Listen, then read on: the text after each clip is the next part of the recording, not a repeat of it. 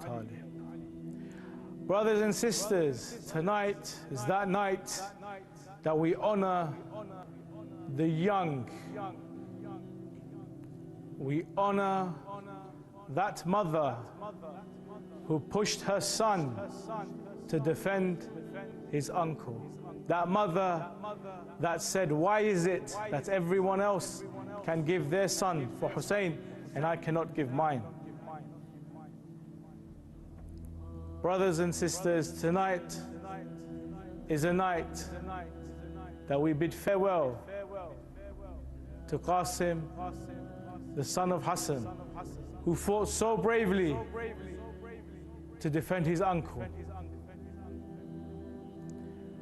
Inshallah, tonight we'll be taking your calls, we'll be listening to your eulogies, to your sorrows, to your hopes and your dreams, and as you send salams to Abu Abdullah Hussein and Abu Fatl Abbas. The telephone number is there below and you can call in. We've had callers from all over the world calling in, from India, from Pakistan, Norway, Sweden, parts of Europe, Canada, America. So many of you have been willing to call in to reach out to Abu Abdullah Hussein. So many of you are wanting to be here in the holy city of Karbala. And tonight, as we honor Kasim, you also contribute to his legacy. The phone lines are now open, and this is I Am Husseini on Imam Hussein TV 3. Not only are we giving you the chance to send your salams to Abu Abdullah Hussein and his brother Abu Fatl Abbas, but also you can have your name written on the flag which is beside me. You can have your name written along with so many of the lovers of Abu Abdullah Hussein. All of these names are of the beloved, those who have called in, wishing to be here in Karbala, wishing to be a part of the legacy that is Abu Abdullah Hussein, the miracle that is Karbala. And inshallah tonight, you can do so again. When Imam Hassan was poisoned in Medina, it was Abu Abdullah Hussein that was there beside his brother. And he would weep and cry for Imam. But it was Imam Hassan who said, "Oh brother of mine, there is no day like your day, Abu Abdullah. And I will not be there to protect you. Oh my young brother, take this covenant and this seal, this truth that is imamah. And now you represent Allah subhanahu wa ta'ala on this earth. And on that day, Ya Abu Abdullah, where you have no one, inshallah, my representation will be there in the form of a young boy called Kasim." Tonight, brothers and sisters, many of you will be going to the Husseiniya. Many of you will have a zaffa. Many of you will have a tray with candles, henna, sweets. For it was the wish, Qasim's mother, that he would be married. And it was her wish that her son could sacrifice his life for Abu Abdullah Hussein. Some say that Qasim did not get married. Others say yes, before the day of Ashura he was wedded to one of the daughters of Abu Abdullah Hussein alayhi salam. Nevertheless, his legacy and his life was shivved, for on that day he went, he fought, and he was martyred on the plains of Karbala. We have our first caller ready, inshallah. Let us go through to our caller. Assalamu alaikum, your name and where you're calling from. Assalamu alaikum, brother. This is Sadia calling from London. Sorry, can you speak up a little louder? I can just about hear you. Is it Nadia from London? Sadia from London. Sadia from London. Sadia, assalamu alaikum. Assalamu alaikum. Inshallah, may Allah subhanahu wa ta'ala accept all of your hajat and all of your Ameen. adr in this holy month. Ameen. Ameen, Ya Rabbil Alameen. Sister, tonight we honor Sayyid Qasim. Tonight, a young 12-year-old, 13-year-old boy is putting on the armor of his father and wearing his green imama as he walks to Abu Abdin. And Hussein breaks down crying, saying, "You remind me so much of my older brother. You are the only thing that reminds me of Imam Hassan. How can I send you to fight?" But it was the will of Imam Hassan that Qasim had on his arm that said, "Please, oh Hussein, let my son fight for you, Ya Abu Abdullah. I cannot protect you, my younger brother, but take this as my sacrifice for you, Ya Abu Abdullah." Sister, are you ready to send your salams to Abu Abdullah Hussein? Yes, please. Yes, please. With the legacy of Sayyid Qasim and the love of Imam Hassan, I ask you please begin your ziyarah to Abu Abdullah Hussein. Tafaddal, Bismillah. Bismillah. Assalamu alayka ya Aba Abdullah. Assalamu alayka ya Abna Rasulallah. Assalamu alayka Abna Amir al-Mu'minina, Abna Sayyid al-Wasina. Assalamu alayka ya Abna Fatima al-Zahra Sayyidat al-Nisa al-Alamina. Assalamu alayka ya Mawla wal Ansarik al-Mujtahidina ma'ak jami'an wa rahmatullahi wa barakatuh. Allahumma salli ala Muhammad wa ali Muhammad wa ajil farajat makhrajat. Can I borrow 1 minute of yours and Please. can I recite Ziyarah for Abul Fadl al-Abbas Please as well? continue, please. Bismillahirrahmanirrahim. Assalamu alayka ya ayyuhal abdul salih wal matiyu lillahi wa rasulihi wal amir al mu'minina wal Hassan wal Hussein. Assalamu alayka ya Abul Fadl al-Abbas ibn Amir al-Mu'minin. Assalamu alayka ibn Sayyid al-Wasina. Assalamu alayka wa rahmatullahi wa barakatuh. Allahumma salli ala Muhammad wa ali Muhammad wa ajil farajat. Thank you, brother, for taking my call. I know there are a lot of brothers and sisters who are in the queue. May Allah accept all your hard work and whatever Imam Hussein TV is doing and giving us the privilege of reciting Ziyarah. It feels like we are physically in this world, but we are emotionally and spiritually in Karbala. Thank you so much. Thank you so much, sister, for your phone call. Inshallah, I pray that your ziyarah is accepted in all your hajat and all of your amal during this holy month. Thank you so much, and please call us again during the forthcoming nights. Inshallah. Assalamu alaikum. Assalamu alaikum wa rahmatullahi wa barakatuh. Sayyid Qasim walks in the tent of Imam Hussein, pleading for him to go and fight. Every time he asks for permission, his uncle says, "You are too young. Fighting is for the men, for the older. You are young, and you are the only memory I have of my brother. Go back to your mother. Keep her company. Keep her protected. Keep her secure." And Sayyid Qasim will go back to his mother, and his mother would say, "Why have you not gone to fight for your uncle Hussein? Why are you still here? Go back and ask permission to fight." And he would go back and forth and back and forth. And he would think, "Oh, uncle, why will you not let me fight? Oh, mother, uncle will not let me fight. Where shall I go and what shall I do? I want to honor my uncle. I want to protect my uncle. I have seen the likes of Abbas and of Ali al-Akbar fighting. They have taught me well. I want to go and serve for my uncle." I think we have another caller ready, inshallah. And let us connect. Assalamu alaikum. Your name and where you're calling from? My name is Usman Ali. Sayyid Usman Ali. Ali, where are you calling from? From India, sir. From India. Sayyid Usman Ali, tonight Ji. is a night that we remember Shahzada Sayyid Qasim. the son of Imam Hassan. Ji We remember such a young boy who didn't even have hair on his face, and he went and fought valiantly for Imam Hassan, for Imam Hussein. Imam Hassan. Do you want to send your salams to Abu Abdullah Hussein? Assalamu alaikum ya. Would you like to do your ziyarah? जी आप जियारत करना चाहते हैं अभी? जी जी तफादल, बिस्मिल्लाह, शुरू करें. Begin your ziyarah. Bismillah.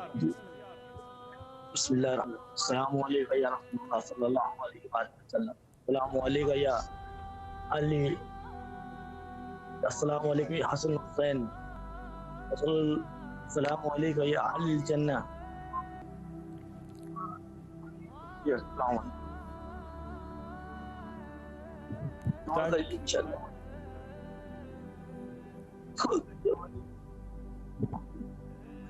Don't be shy, brother. These tears will speak on the day of judgment. ये आंसू आपके शिफा होते हैं. ये आंसू आपके साथ इंशाअल्लाह दुआएं को कबूल करेंगे. क्या आप कोई मुश्किल में हैं? Are you in any difficulty right now? Is there any du'as you want from Imam Hussein? जी बस एक दीदार करना है हुसैन का. इंसान की ज़ियारत करना है. तो आप अभी इमाम हुसैन हैं. You are with Imam Hussein now. Ask him. उससे पूछें कि मुझे को बुलाओ. मैं आना चाहता हूँ आपके ज़रिए पर, आपके हरम पर मैं आना चाहता हूँ.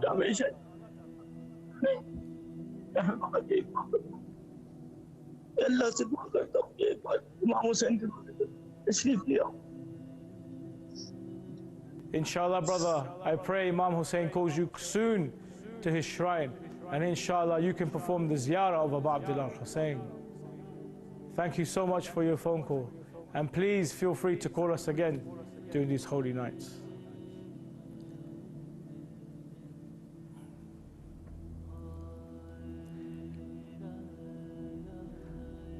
There you can see the streets of Karbala filled with people ready to commemorate Sayyid Qasim, ready to commemorate the Zafar al-Qasim in honor of the one who died in pieces on the plains of Karbala. The one that when he fell off his horse, he screamed, "Oh uncle, come and aid me." Abu Abdullah Hussein ran to Kasim and killed one enemy that was about to attack him. He picked him up and took him back to the camp until he was ready to go and fight again. Sayyid Qasim was so young yet so strong-headed to defend his uncle. And this was thanks to his mother, who raised such a strong boy and who was willing to give her sons to Abu Abdullah Hussein. Much like another mother in Medina, who not gave one, not two, but 4 sons to protect Abu Abdullah Hussein. She gave 4 sons, including the one that we call Abbas, the Alamdar, the standard bearer of the camp of Hussein. How many mothers lost their sons on that day? But how do we look at Fatima Zahra salamu alayha and console her with the loss of her beloved Hussein? How do we tell Zahra salamu alayha that on the plains of Karbala, her son was beheaded, thirsty and hungry, and his body was left on the plains naked for 3 days, with the horses trampling over his body? There is no day like your day, Ya Abu Abdullah, and there is no musibah like your musibah, O Hussein. Brothers and sisters, if you'd like to call into the Imam Husseini show, the phone lines are open. The number is there below. WhatsApp number you can call for absolutely free. And inshallah you can have your salams tonight as we honor Shahzada Sayyid Qasim. The next caller is on the line. Assalamu alaikum, your name and where you're calling from. I'm Mehnaz from India, respected brother. Thank you so much. Assalamu alaikum, Sister Mehnaz. Walaikum assalam. Tonight is a very difficult night, sister. Tonight is the night of Sayyid Qasim. Tonight is the night of a young boy whose armor couldn't fit him properly, whose sword was heavy to lift, who when they put him on the horse, his feet could not go onto the handles. Tonight is a night that Sayyid Abu Abdullah Hussein has to say goodbye to his brother Hassan one more time. Tonight is that night where a mother wants her son married, but she has to do men with the blood of Kasim. Sister Mehnaz, I want you to imagine you are there right now. You are in the tents of Imam Hussein. How do you go to the mother of Kasim and tell her that he's not coming back? Yeah, his wedding has to be cancelled. How do we tell her that her son was obliterated in the plains of Karbala? Sister, if you have the strength, please send your salams to Abu Abdullah Hussein. Send your salams to Abu Bakr. Send your salams to Sayyid Qasim. Tafadhal, Bismillah.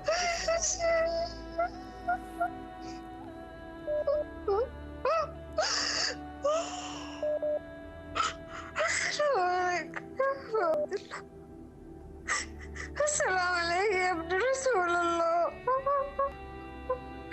Assalamu alaikum. Amir al-Mu'minin. Assalamu alaikum, Abdul Father. Sayyid al-Nisa al-Alamin. Assalamu alaikum. Assalamu alaikum. Wala ala Abdul Hussein. Wala Assalamu alaikum.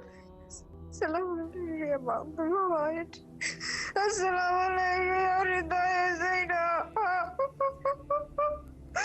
Assalamu alaikum, ya Zakka ya Zakira. Assalamu alaikum, ya Sabir ya Kasim Bukar Hussein. Ya Shakar Bibak ya Kifar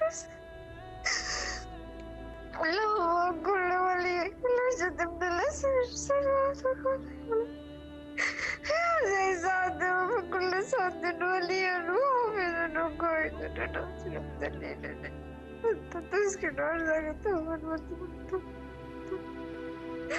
يا حسين يا أبو يا سيد يا يوسف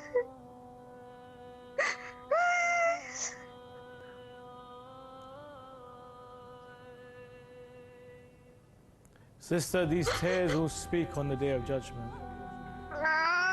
These tears will be collected and given to the mother of Sayyid Qasim. We shall let her know that her son did not die in vain, but rather, on a night like this, everyone who is single and is not married, flag of Sayyid Qasim, and will make a niyyah in his honor of Sayyid Qasim, that we shall complete the sunnah of Rasulullah sallallahu alayhi wa sallam. That we shall not forget only the men that fought for Hussein, but also the children that fought for Ali Muhammad. It is not a case that Imam Ali was not there in the form of Abbas, and it is not a case that Imam Hassan was not there in the form of Sayyid Qasim. All had given their representatives to honor Imam Hussein on the plains of Karbala. Sister, thank you for your phone call, and inshallah, feel free to call us again on the forthcoming nights. May Allah subhanahu wa ta'ala accept your amal and your azah on these holy nights, and may these tears be blessings and barakah and shafa'ah for you through your difficulties. Thank you so much for your phone call, and inshallah, please call us again on the following nights. Sayyid Qasim's story touches everyone's heart because we all know of a 12-year-old, a 13-year-old, a 14-year-old. We all know a young teenage boy that has not fully developed yet, but has the passion and love for Abu Abdullah Hussein alayhi salam. We all know how we have a young child and we wish for them to grow. We wish for them to study, to get jobs, to get married and have children. We yearn to see them become young men, great role models for our community. And we wish them the pleasures of this world, like a family and happiness and children. But for Sayyid Qasim, that was not to be, but rather he was given a greater reward as being a shuhada, a shaheed on the plains of Karbala, defending his uncle Abu Abdullah Hussein. We have another caller on the line, inshallah. Let us get through to them. Assalamu alaikum. Your name and where you're calling. Assalamu alaikum. Mohammed. Mohammed, where are you calling from? California. California. Mohammed, you've rang before, I believe, and you had a lot to say. And I really enjoyed your passion, and I really liked the way you articulated yourself. Mohammed, tell me, what does Sayyid Qasim mean? Everything. He is the nephew of Imam Hussein, and the one he represents the older brother of Imam Hussein, Imam Hussein and Imam Hassan, and he sees Imam Hassan as his older brother within Kasim, his nephew. He sees his older brother in Kasim.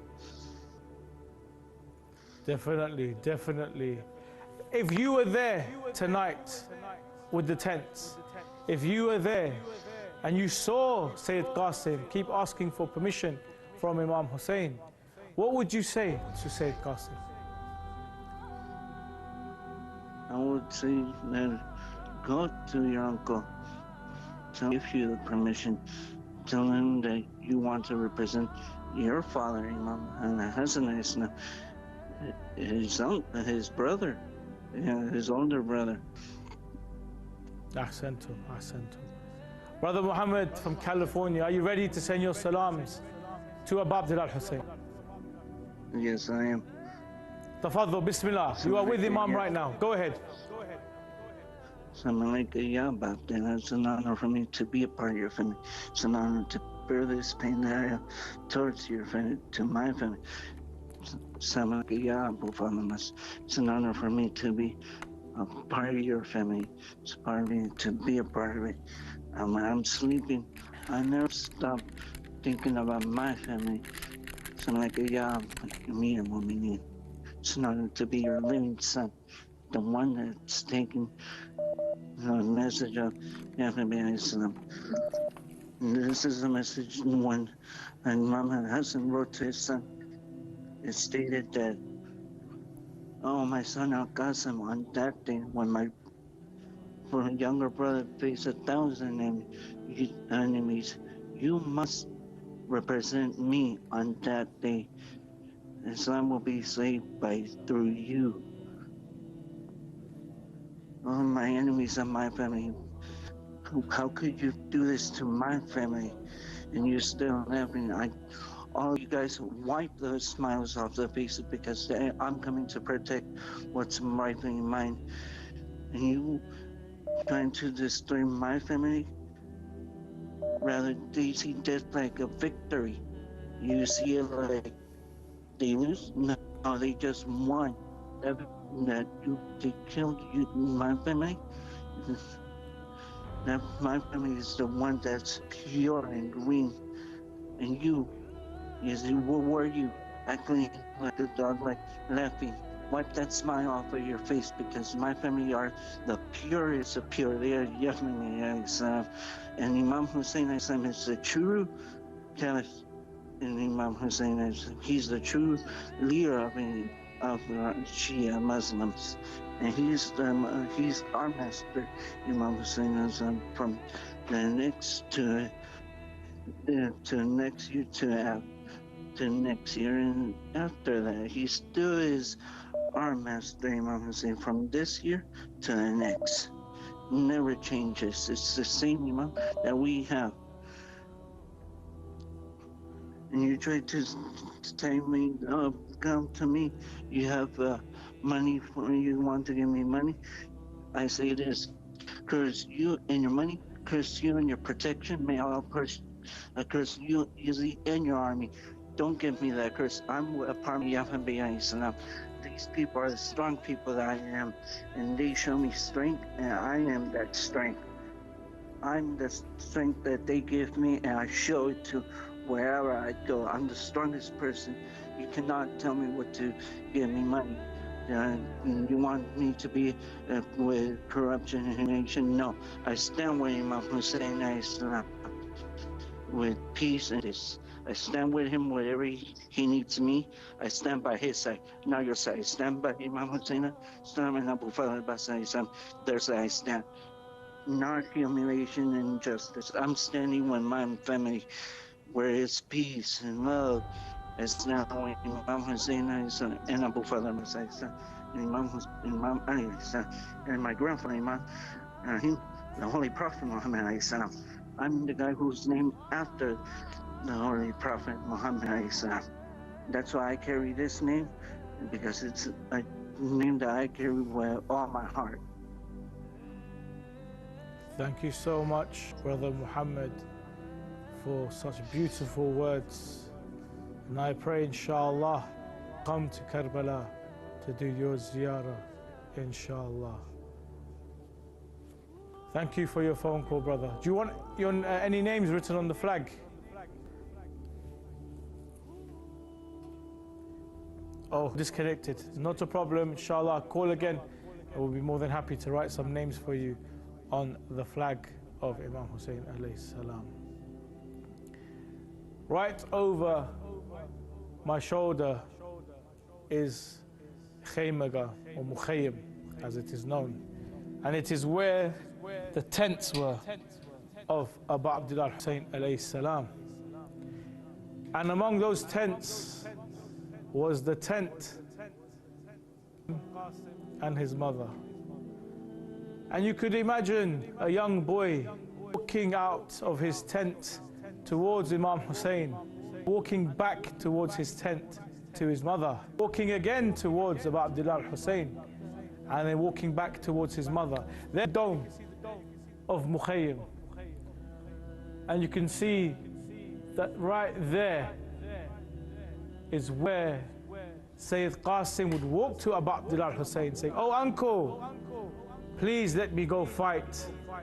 Let me defend your honor.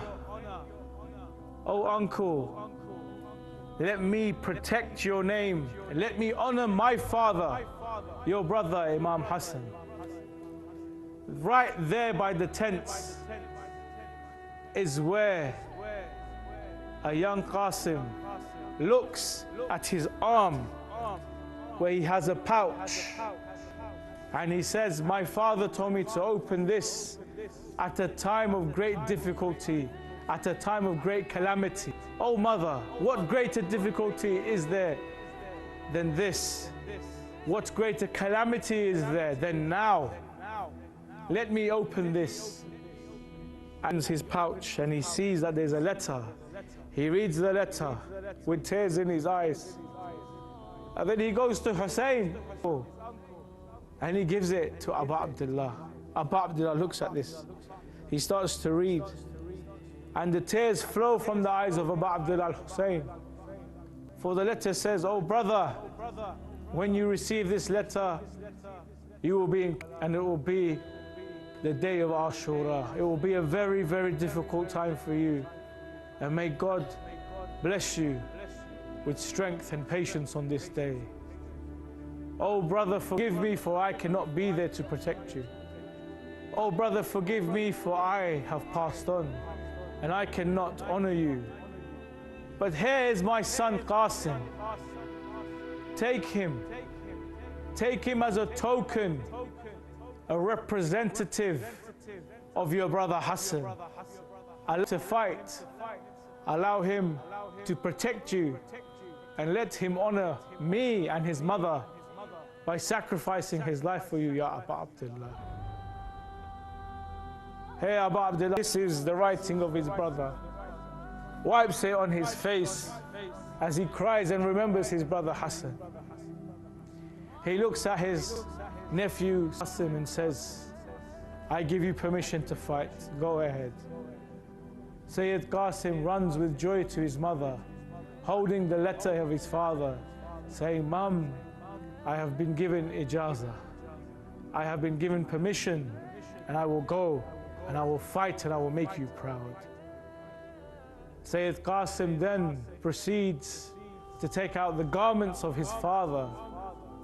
They said he had boots, trousers, a qamis, body armor, a sword, and a green imama. When he walked to his uncle Hussein, his uncle fell down crying, saying, Oh Hassan, is that you? How long has it been, my brother, that we have spoken? How years have passed that I have yearned to see your face, oh brother Hassan. Oh Hassan, do you remember the days we used to play in Medina? Do you remember the days that we had in Kufa as children growing? Oh Sayyid Hassan, I need you. I am all alone in Karbala. They have killed my friends and my family one by one. Where are you, old brother? We have another caller on the line, inshallah. We'll be able to get through to them and connect. Salaam alaikum, your name and where you're calling from. Alaikum salam. I'm from Birmingham. And your name? Yusuf Abbas. Yusuf Abbas from Birmingham. You sound very young, Yusuf. How old are you? 13. 13 years old, and you call on the night of Sayyid Qasim, who was also 13 years old.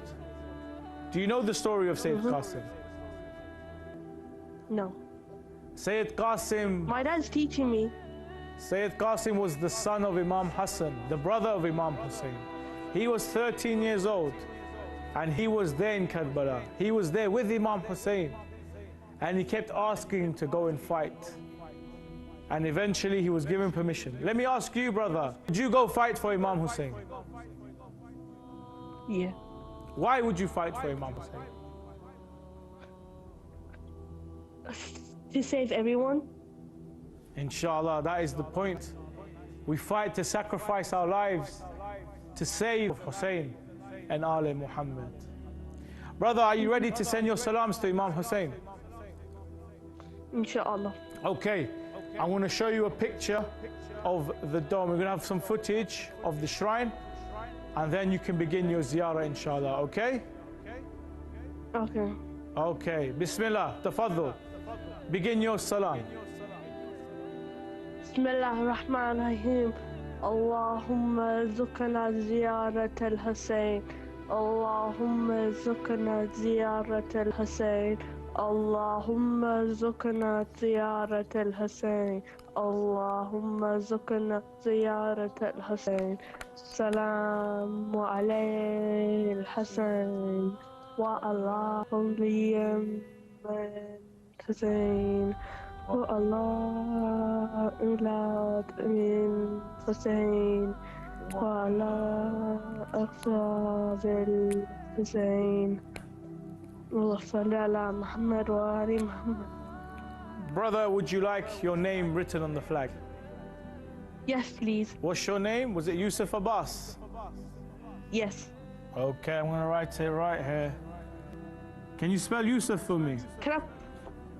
Y-O-U. Yeah. S-I-F. Yusuf Abbas. Any more names? Abbas. That's a nice one. Muhammad Rida Abbas. Muhammad Rida Rida Abbas. Any more? And Sheikh Abbas. Can you spell that for me? SH Yeah? AI Yeah? MA. Abbas. Yes. Okay. Any more? No. Thank you Thank you very very much much, for your young call. man, for your phone call. Please keep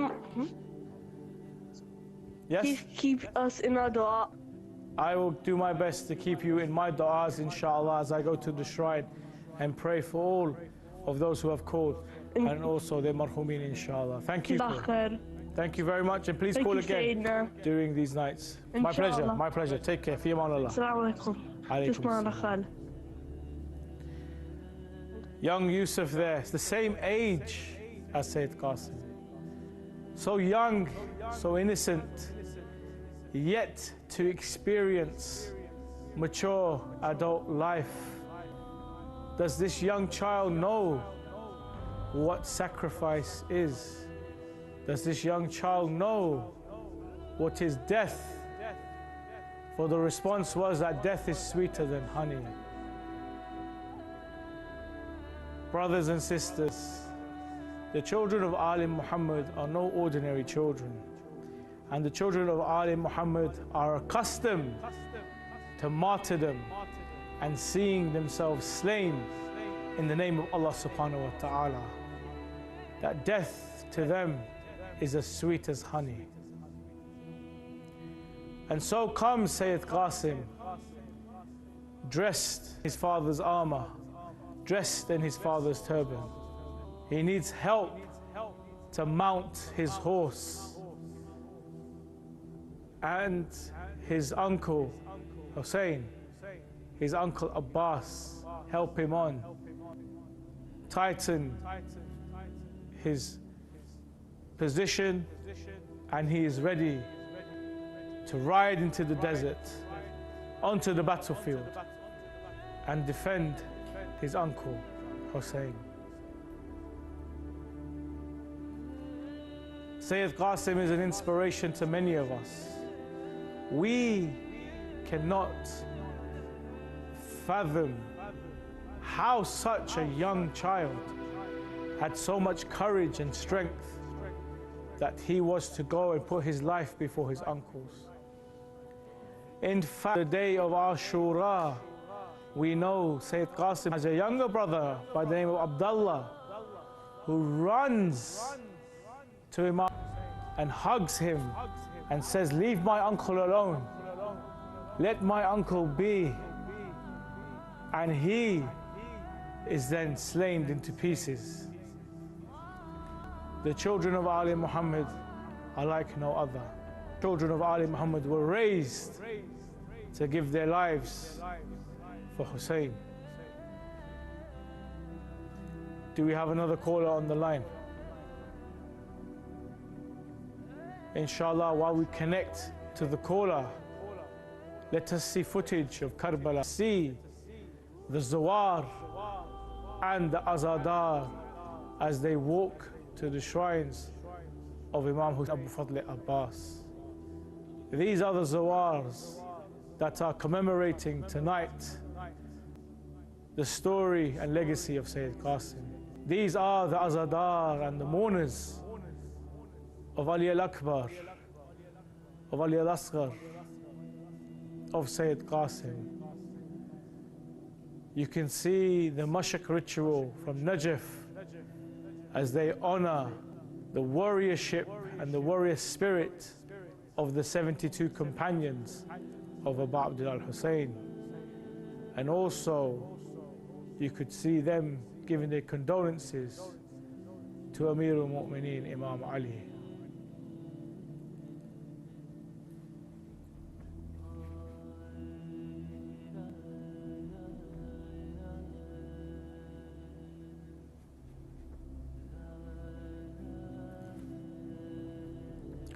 We have our next caller on the line, inshallah. We'll be able to get through to them. Assalamu alaikum. Your name and where you're calling from. Wa alaikum assalam wa rahmatullahi wa barakatuh. This sounds like a familiar voice. Your name, please. Muhammad Haidar Ali Abbas. Muhammad Haidar Ali Abbas. How are you, brother? Alhamdulillah, how are you?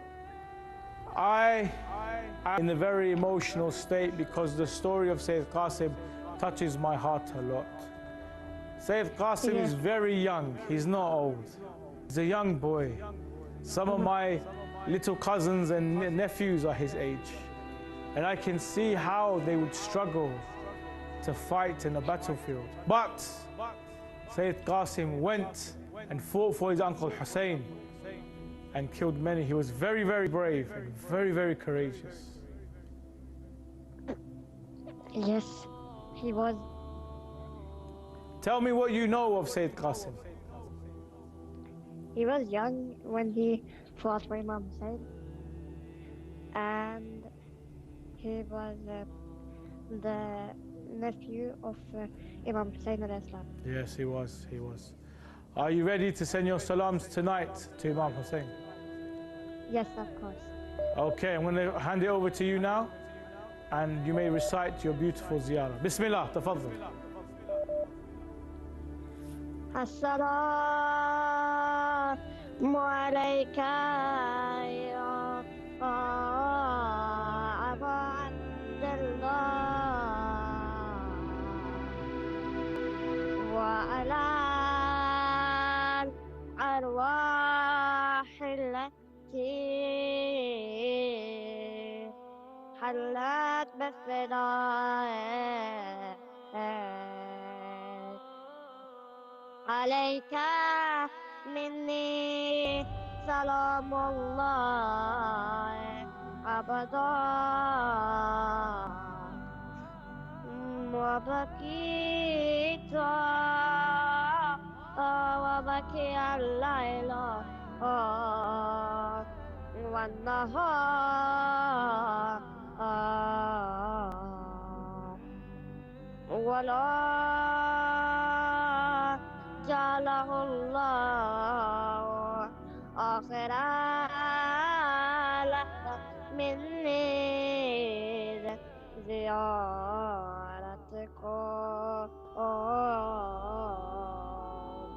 حسين حسين حسين حسين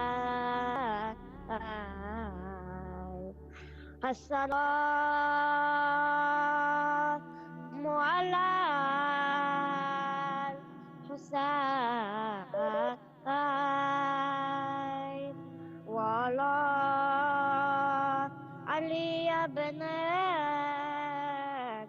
الحسين وعلى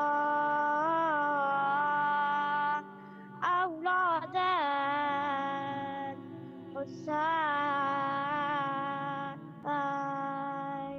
وعلى الصحابة الحسين على محمد وعلى محمد وعلى وصل على محمد وآل Muhammad. What a beautiful recitation there, brother. Would you like any names added to the flag? No problem, inshallah, another time. Thank you so much for your call, and inshallah, please feel free to call us during the following nights, inshallah. Tonight is the night we honor Sayyid Qasim, and tonight is a night where you can have your hajat fulfilled in the name of Sayyid Qasim, a young 13-year-old boy who was torn between a mother's wish and an uncle's reality. An uncle's reality that you are too young to fight, and jihad is not wajib upon the youth. And the mother's dream and wish that he would be married, and also that he could sacrifice his life for Abu Abdullah Hussein alayhi salam. Sayyid Qasim once again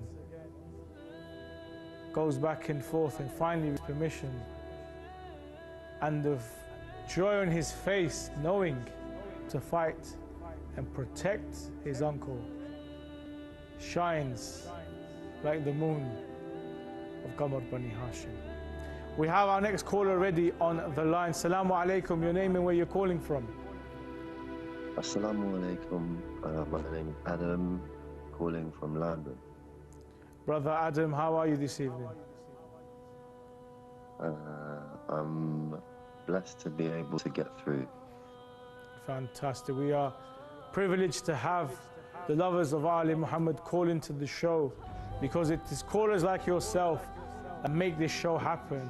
It's callers like yourself that give us the thawab and ajr to allow you to send your salams to Imam. Are you ready to send your salams, brother? Yes.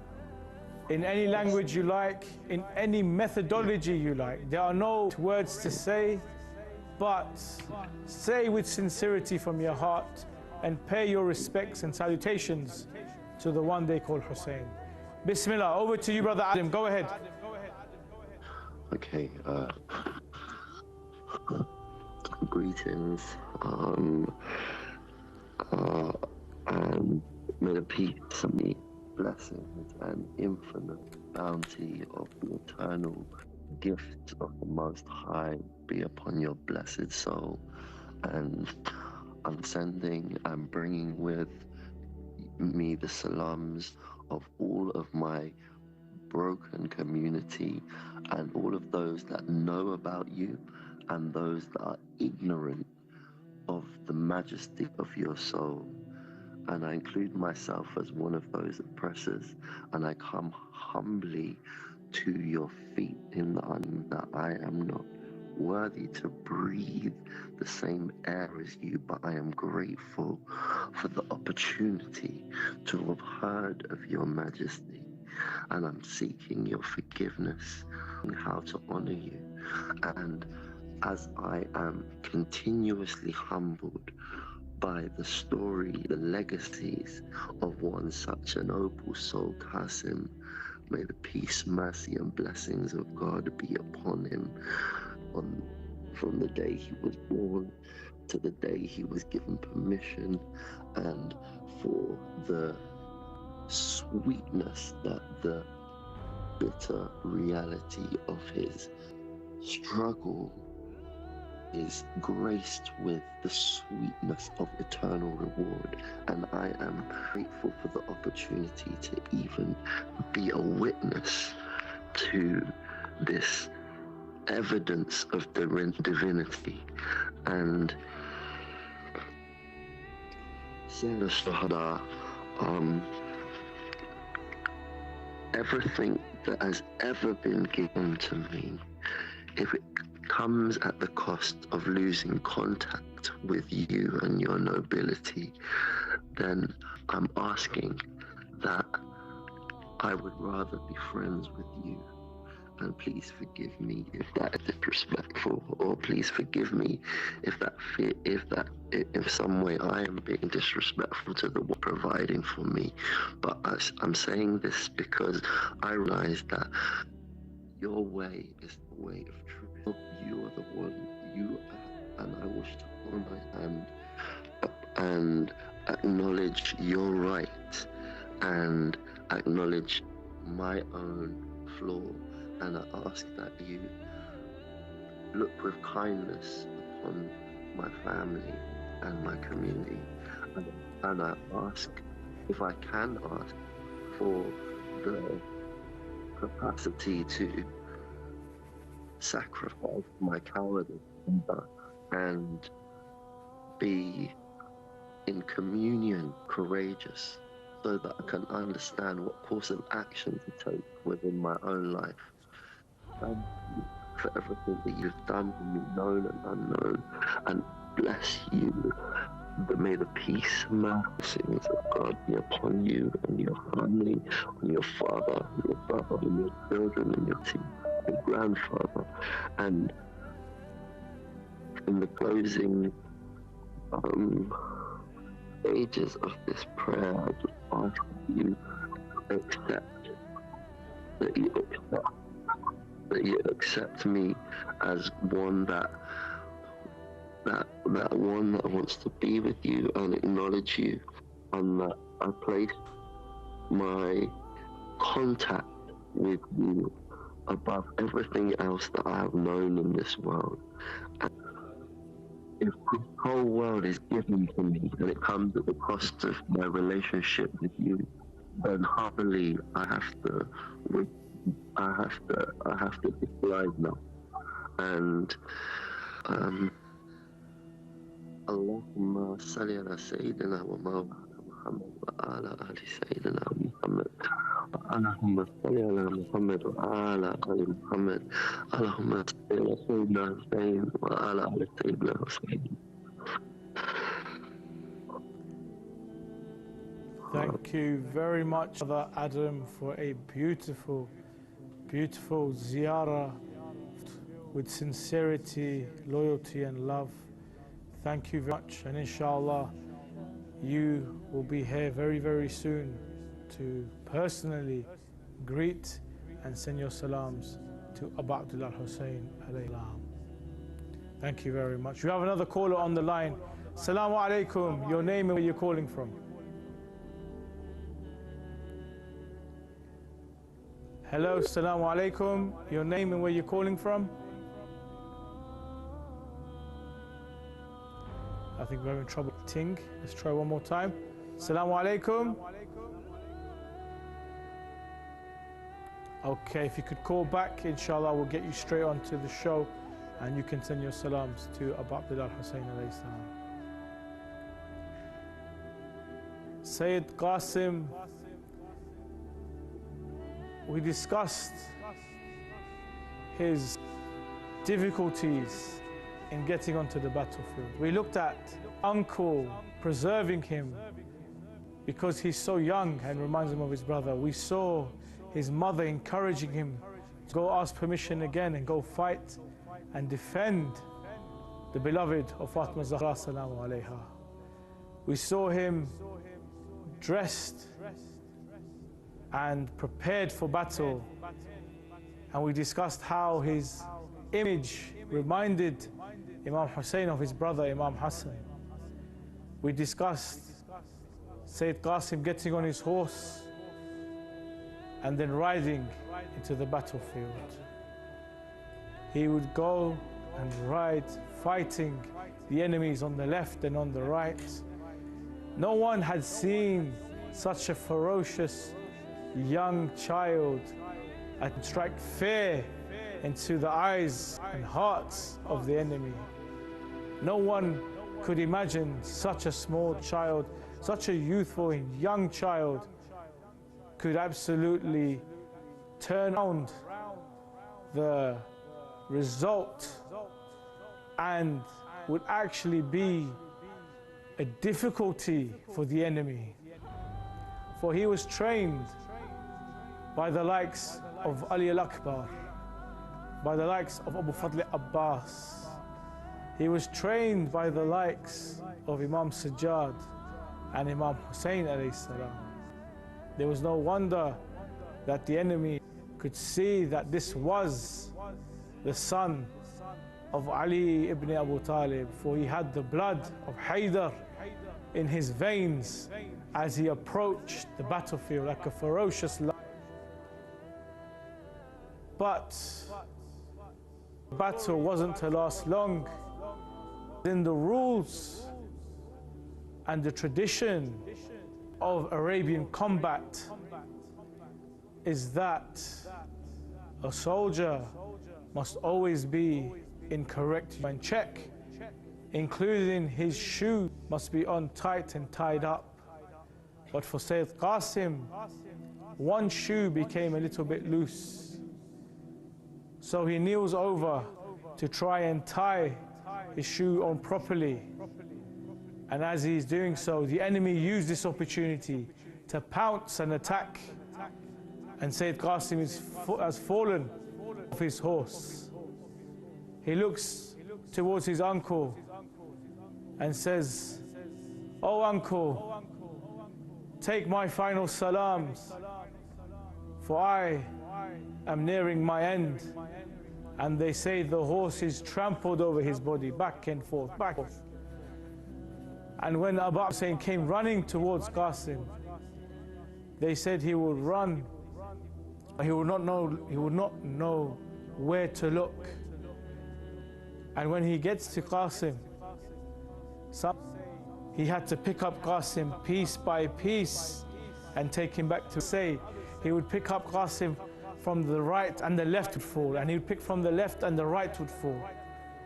They had absolutely obliterated and mutilated Sayyid Qasim, a 13-year-old boy. This is Bani Umayyah, Lanatullah alayhi. This is the end of Ali Muhammad, who had nothing but hatred towards Amir al-Mu'mineen and his children. And this is how they took revenge for Badr and other battles. We have a caller on the line. Assalamu alaikum. Your name and where you're calling from? Bismillah. Yasmin Sayed from Pakistan. Assalamu alaikum. You say Yasmin. Which city are you calling from in Pakistan? Hello. Hello, sister. Which city are you calling from? Hyderabad. Hyderabad, Pakistan. Tonight, which Masaib were you listening to in the majlis? Shadi Ali Akbar. Ali al-Akbar. Wa wayla. Such a young, Jawan, youthful man with so much promise and so much potential. And they said it was so difficult for Abu Abdullah Hussein to run towards his son as he had a spear in his chest. They say Imam Hussein was running. They were saying that Imam Hussein alayhi salam, when he would run to Ali al-Akbar, he had to turn around because he could not see from the tears in his eyes. He didn't know what he was going in. It was so painful for Abu Abdullah Hussein. Sister, I'm taking you to Karbala. You are now in Karbala. Sister, you are there next to Sayyidah Zainab Salamu alayha, next to Fidda. You can see Hussein running to Ali al-Akbar. You could see Hussein calling out, "Ya Ali, help me as I have to lift this spear from the chest of my son." You are there now. Send your salams to Imam Hussein. Bismillah, tafaddal. Assalamu alaikum. Assalamu alaikum Abdullah. Assalamu alaikum Abdi Rasulullah. Assalamu alaikum Abdi Sayyid al-Masih. Assalamu alaikum Abdi Fatima Ziyarah Sayyidat al-Nisa al-Alamin. Assalamu alaikum ala mustashdin ma'afidin billah libat. Ya Hussein. Ya Allah. Ya Hussein, Rabbek Ya Hussein. इंसान जितना बोला परसों को बोल कर बोला चलो सच्ची सारी इंसान परसों को बोल कर जिनको लगा आज परसों को बोल कर अब एक क्या उससे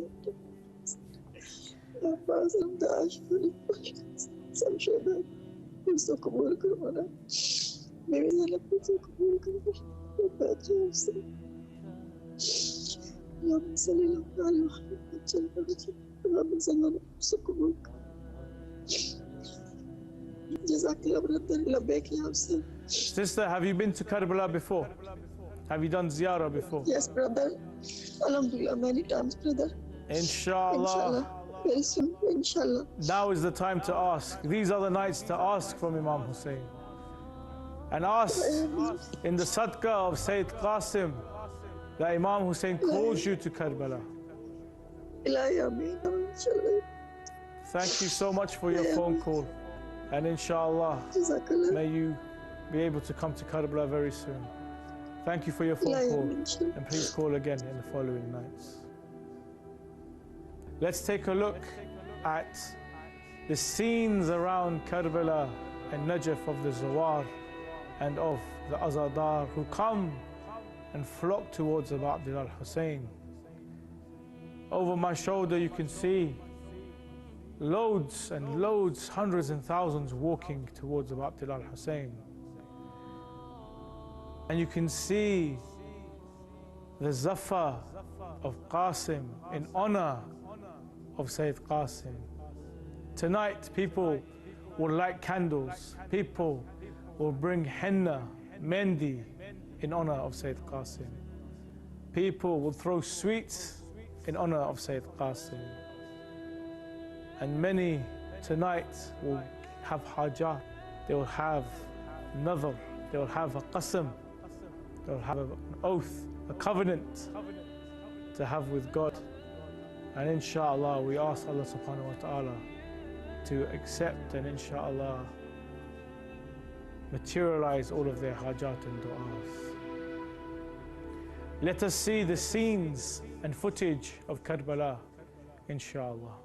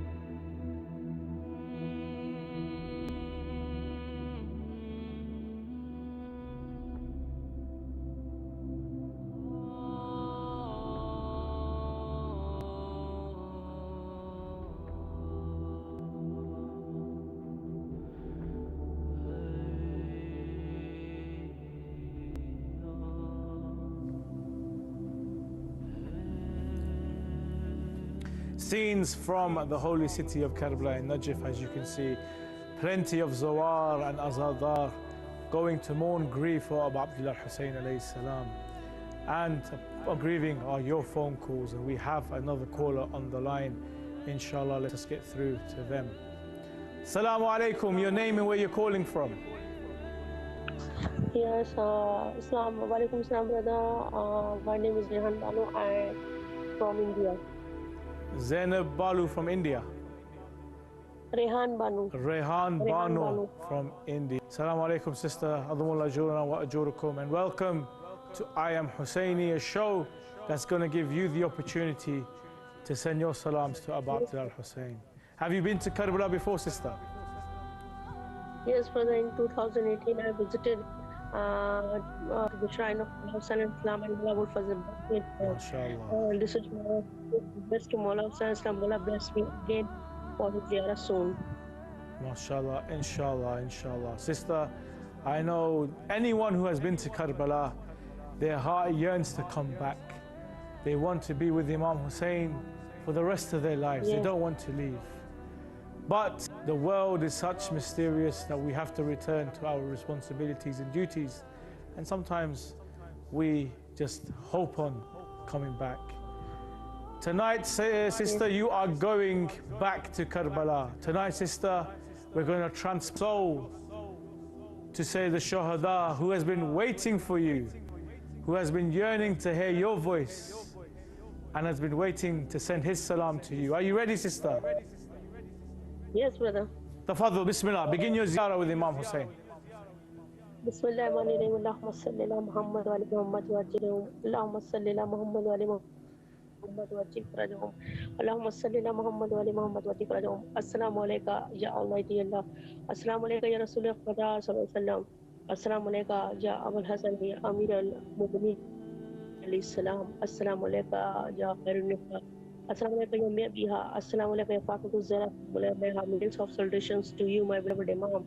Assalamu alaikum ya Mawla Imam Hassan Mustafa salam. Assalamu alaikum wa ala Ali ibn Hussein wa ala Abi Hussein wa ala Ashabi Hussein. Assalamu alaikum ya Hazrat Karbala. Assalamu alaikum ya Shahin Shah Karbala. Assalamu alaikum ya Shahin Shah ya Abul Fazil Abbas salam. Assalamu alaikum ya Khamar ibn ya Sakai Sakina ya Babul Hawali. Assalamu alaikum ya Sakina and Islam. Millions of salutations to you, my beloved Imam. Ya Islam. I pray for the forgiveness of Imam and for the safety of my Imam. Ya Allah, Ya Almighty Allah, Ya Mawla Hussein Islam, bless me with your Ziyarah soon and bless with the Ziyarah of children and Ibrahim. And Mawla Abbas Islam, I beseech you for the sake of Fatina Bibi and for the sake of Sharabi Zainab Bibi. Mawla bless me a divine abode soon. Assalamu alaikum ya Mawla Imam Sajjad alayhi salam, Mawla Imam Zarul Abdi alayhi salam. Assalamu alaikum Mawla Imam Jafar Sadiq alayhi salam. Millions of salutations to you, my beloved Imam. Mawla, for the sake of Mawla Hussein Islam, bestow me your divine knowledge and bless me with the love of Almighty Allah and the knowledge of Quran Majid. Assalamu alaikum ya Babul Murad ya Musa Qadim alayhi salam. Assalamu alaikum. Assalamu alaikum ya Munizba. Assalamu alaikum ya Shamil. Assalamu alaikum ya Anis ya Gharib Tus ya Mawla Amir Raza alayhi salam. Assalamu alaikum ya Shah Khurasan. Millions of salutations to you, my beloved Imam. Mawla, for the sake of Mawla Hussein, bless me with your Ziyarah and Ziyarah of Karbala and Syria soon. Assalamu alaikum ya Mawla Imam Taqil Islam ya Mawla Imam Jawad alayhi salam. Assalamu alaikum ya Mawla Imam Taqil Islam ya Mawla Imam Hadi alayhi salam. Assalamu alaikum ya Mawla Imam Hassan Askari alayhi salam. Assalamu alaikum Basirat al-Mustaqim. Assalamu alaikum Mubin. Assalamu alaikum Sahib al-Quran Alaman. Assalamu alaikum ya Sharik al-Quran. Assalamu alaikum ya Muhammad. Assalamu alaikum ya Waris al-Quran. Assalamu alaikum ya Quran. Assalamu alaikum ya Dil Energy se Guljan Imam Hassan Askari alayhi salam. Millions of salutations to you, my beloved Imam, Ya Imam al-Zamana. Ya Mawla, I request you, Mawla, bless me with the Zarat of Karbala and Ashura and Arbaeen. Inshallah, for the sake of Abu Abdullah, Imam Hussein Islam and Mawla Abbas alayhi salam. Mawla, fulfill all my hajats, protect me from all evil person and all evil spirit. And Mawla, for the sake of Abu Bakr Abbas alayhi salam, my beloved Imam, Mawla, bless me divine of soon. And Mawla, for the sake of Mawla Hussein al-Islam and Chauda Masumeen and Shahzad Zain, Mawla, bless me with your divine service soon and bless me in the love of Almighty Allah. Assalamu alaikum ya Muslimin أخي السلام عليكم يا بني ابن الوالي السلام السلام عليكم مسكين أفضل السلام السلام عليكم يا بعد أشهاد كربلاء يا ليتني كنت معكم فأفوز فوزا عظيما اللهم صل على محمد وعلى محمد وأجل فرجهم اللهم صل على محمد وعلى محمد وأجل فرجهم اللهم صل على محمد وعلى محمد وأجل فرجهم يا Almighty Allah. Millions of salutations to all my beloved Imam, the Almighty Allah, for the sake of Allah, for the sake of Martyr Shad and Karbala, the blood which was shed in the field and the battlefield of Karbala. Ya Allah, protect my Imam Islam and hasten the reappearance of my Imam. And for the sake of your Mawla Hussein and Abul Fazil Abbas Islam, bless me with the Ziyarah of Abu Abdullah Imam Hussein Islam and Ashur and Arba'in for another till my last breath. And Ya Allah, for the sake of Mawla Hussein Mawla Abbas, bestow me the divine knowledge of Chota Masumeen and bless me with your divine love and detach me from this worldly life. لبيك يا حسين لبيك يا حسين لبيك يا حسين لبيك يا Abbas. Thank you so much, sister, for your phone call. Would you like your names written on the flag? Yes, brother. Please tell me your name. Okay, brother. Brother, write my name Rehan Banu. Rehan Banu. Yes, brother. Anyone else? Yes, sir, brother. Right. My nephew named Iftisam Haider. Say again. Irfan Haider. Iftisam Haider. Iftisam Haider.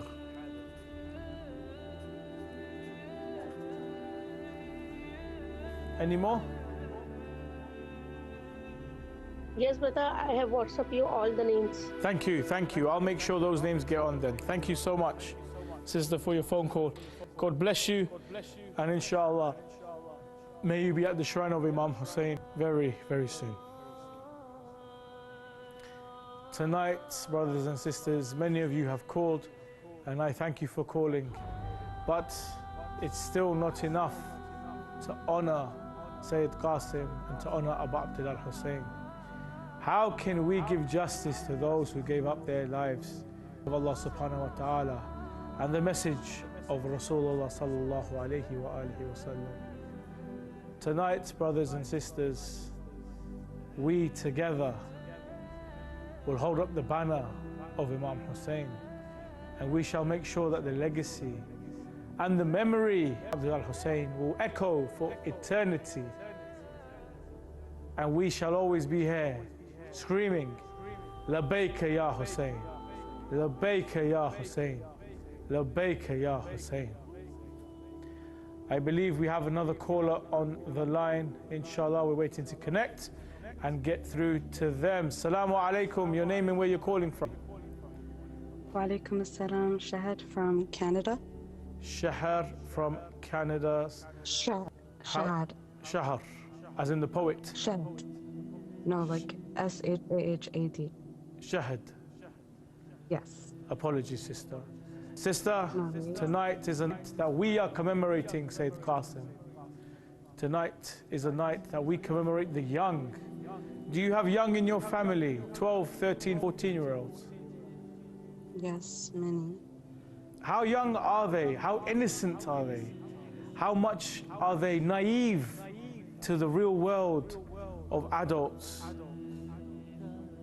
Very innocent. And then imagine one of them has to put on body armor and get on a horse and ride into the battlefield to defend Abu Abdullah Hussein. Are such youth ready for such a commitment and such a challenge?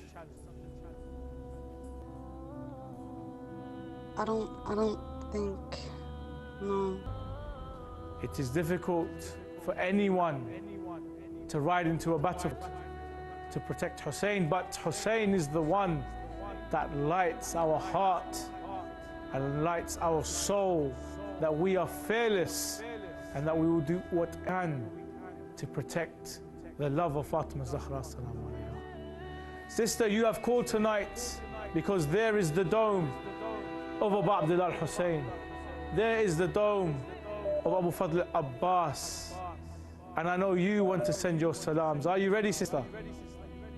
Yes, ma'am. Tafadhal, bismillah, have your ziyarah with Abu Abdullah al-Hussein. السلام عليك يا أبا عبد الله. السلام عليك ورحمة الله وبركاته. السلام عليك يا ابن رسول الله. السلام عليك يا ذبيح النساء، يا مظلوم كربلاء، يا حبيب قلبي وراحة روحي. السلام عليك يا أبا الفضل عباس. السلام عليك يا قمر بني هاشم، يا صاحب العلم، يا حامي الزينب. السلام عليك يا مولاتي يا زينب، يا بنت علي ونور فاطمة وأخت الحسين. سعد الله قلبك وروحك يا زينب يا مولاتي، يا من صبرتي على مصاب عظيم، يا من كنتي سند وقوة في كربلاء. يا أبو الفضل عباس, you weren't just a brother to Zainab, you were her safety, her shield, her kafil, the one she leaned on when everything fell apart.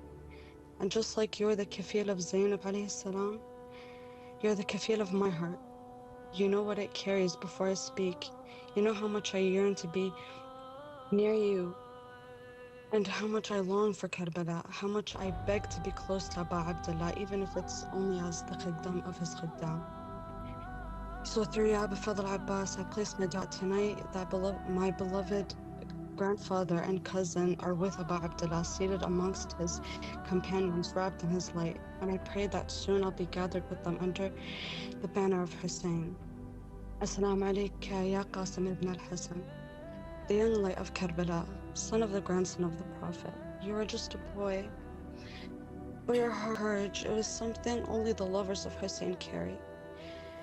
They say you looked at your uncle with those young eyes and asked, "Is it hard for you to let me go?" Ya Qasim, that line never leaves me, because every time I think of you, I think of my cousin, Muhammad.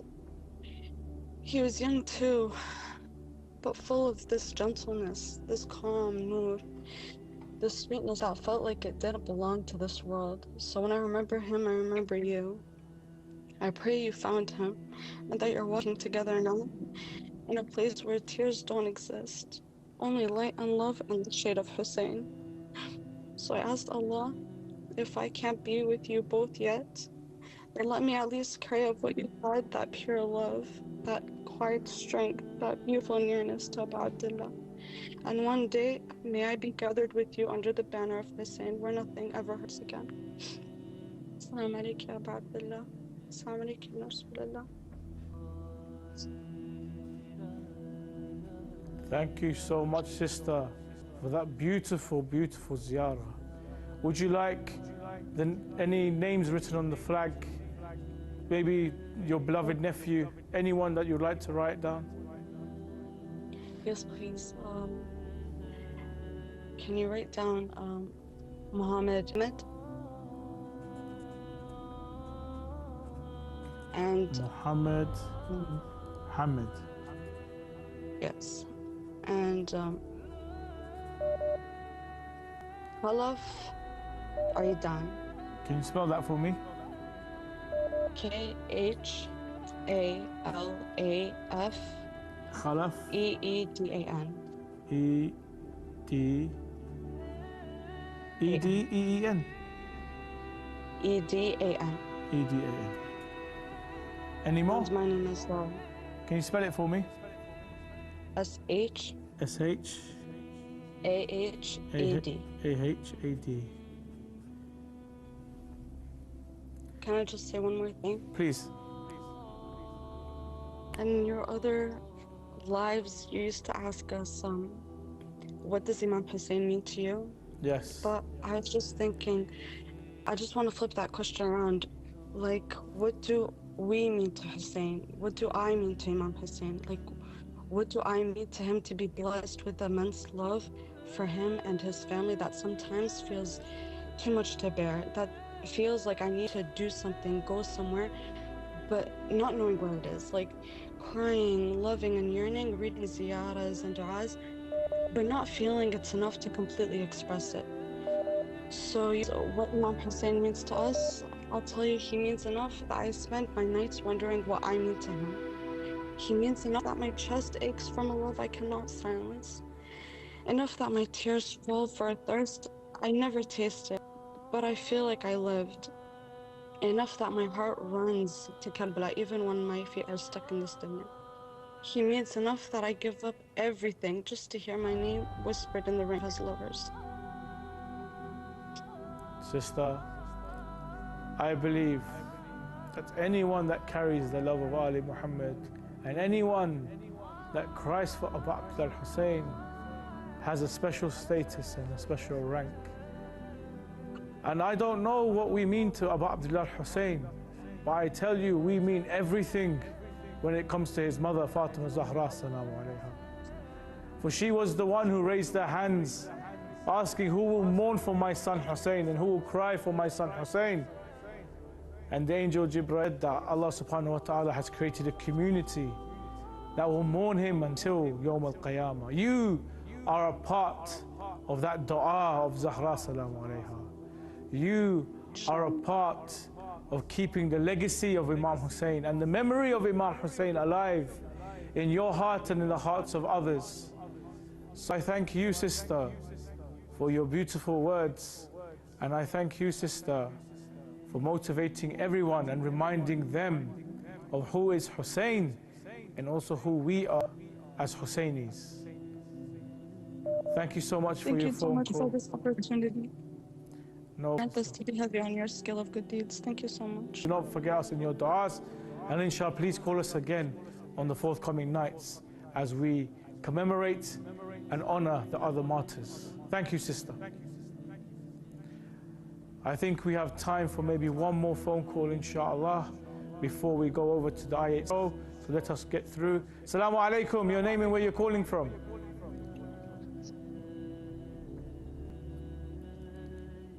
Hello, assalamu alaikum. Assalamu alaikum, can you hear me? Yes, your name and where you're calling from. Karima from London. Karima from London, you have called us on a night where we remember Sayyid Qasim. You have called us on a night where thousands wish to be by the dome of Hussein. And many have so many hajat and du'as. Tell me, Sister Karima, how is London and how are the commemorations of Hussein? London, I'd say it could be better, but it's nothing like Karbala. Although I haven't been, I'd love to go. Karbala, sister, is in the heart of everyone. And I know you haven't been, but let me tell you, walking the streets of Karbala, knowing this is where Imam Hussein may have spoken to this companion. This is where Imam Hussein may have lifted a body. This is where Imam Hussein may have seen one of his companions martyred. It is difficult to comprehend and understand and digest the sheer volume and intensity of the Battle of Karbala. But at the same time, the domes look so beautiful and so magnificent, majestic and glorifying the virtues of Ali Muhammad. Inshallah, I pray that one day you... Inshallah. Inshallah. Sister Kareem, have you special du'as or hajat that you've called in tonight specifically for? I wish to send my salams to the family of Muhammad sallallahu and Imam Hussein alayhi salam. Inshallah. Anything else? And I wish that his revenge comes sooner than later. Inshallah. Inshallah. Revenge from Karbala happens sooner rather than later. And I wish that the world becomes peaceful in the hope of and pray for the reappearance of our Imam Zaman alayhi salam. Sister, you are now Abu Abdullah Hussein alayhi salam. There is the golden dome, and that is where Abu Abdullah Hussein rests with his shuhada. Are you Rams? Yes, this month is my favorite month of the year, and every time it ends, my heart just breaks. Indeed, it is a month that we revive the message of Hussein as Husseinis. Please send your salams to Imam Hussein. Your moment is now. Tafaddal, Bismillah. Bismillahirrahmanirrahim. Assalamu alaikum ya Abu Abdullah. Assalamu alaikum ya awlad. Hussein, Assalamu alayka, those who love and follow the Ahlul Bayt alayhi salam. My salams to the heavens. My salams goes to those in Karbala, those who stood by Imam Hussein alayhi salam, and those who love him. And my salams to his parents, and the salams to the Ahlul Bayt, and the salams to the Imam of our time. Inshallah, we'll all get to go to Karbala, those who haven't been, those who are yearning to go again. Inshallah, the world becomes peaceful.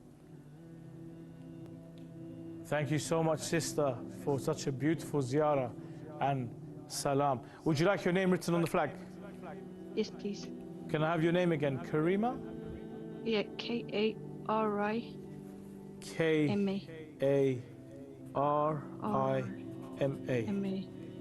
Yeah, Karima. Any more names? Fathers, cousins, brothers, sisters? Karima and family. Karima and family from London. Okay. Thank you so much, brother. No problem, Sister Karima, and inshallah you can come and witness the beauty that is Karbala. When Sayyidah Zainab salam alayha said, I saw nothing but beauty, believe you me, there is a lot of beauty in Karbala. It's just very difficult to digest and comprehend, with so much horror, sorrow and grief, but at the same time so much courage and valiancy. Inshallah, I pray you get to come to Karbala very, very soon. Thank you for your phone call. Inshallah. And please feel free to call us again during the upcoming nights. Tonight, Abu Abdullah Hussein brings back a young Sayyid Qasim in pieces. They say he was holding him in his qameez and brought him back to the camp. And he laid the pieces on the floor. The mothers smiled as he had given his life, but wept and cried for the tragic mutilation of Sayyid. Once again, Hussein had to mourn his brother Hassan, and once again he felt helpless that there was nothing he could do to bring him back.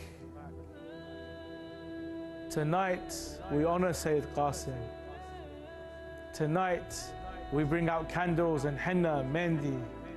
We throw sweets and flowers, and we gather, mourn for the tragedy that befell Ali Muhammad. Here at I Am Husseini, we give you the opportunity to send arms and you to grieve and mourn for the calamity that befell Ali Muhammad. Right now, walking the streets are Zawar. Right now, walking the streets are Azadar. And right now, maybe the Imam of our time is walking. Maybe he's distributing food and water. Maybe he's sitting next to you in a majlis, crying, slapping his face. Maybe he's in the shrine by the dome, praying for his Shia and his Ummah. These are those nights when one connects through the love of Hussein. Thank you so much, brothers and sisters, for your attention and for your viewership. And inshallah, let us connect with London and with a favorite at Imam Hussein TV, Mullah Ali Fadl. Assalamu alaikum wa rahmatullah wa barakatuh, Mr. Mullah Ali Fadl. Al-Mullah ajurana wa ajurukum. I hope you are in good health and taqwa and in full speed in commemorating the Sayyid Qasim and his legacy and his martyrdom. Alaikum assalam, Sayyid Muhsin, thank you very much for the introduction. Dear viewers and everyone globally, whoever is watching, you are watching Imam Hussein TV. This is Imam Hussein Charity's live campaign, The Thirst Remains. We are live now and we can benefit from Sayyid Muhsin Shah, who is Karbala. I'm all the way in London. Sayyid Muhsin, it's a privilege and of course it's a blessing that you're there. Please tell us about the atmosphere in Karbala tonight.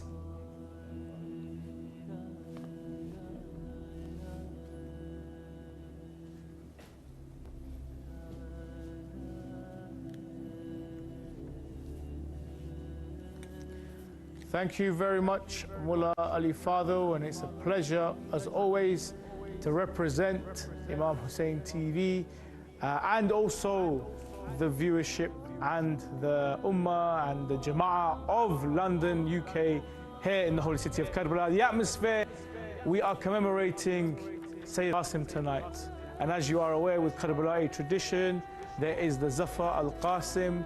There are so many people coming from neighboring cities and villages coming tonight in honor of Sayyid Qasim. They'll bring out their big lanterns and candles and henna and sweets, and commemorate with drums and so forth. Throughout the whole day, we have had different muwaqib walking towards the shrine of Abu Abdullah Hussein alayhi salam for this specific reason of commemorating the martyrdom of Sayyid Qasim. The atmosphere has been very, very vibrant, very energetic. There's a lot of people that are coming from and together uniting under the banner of Hussein alayhi salam.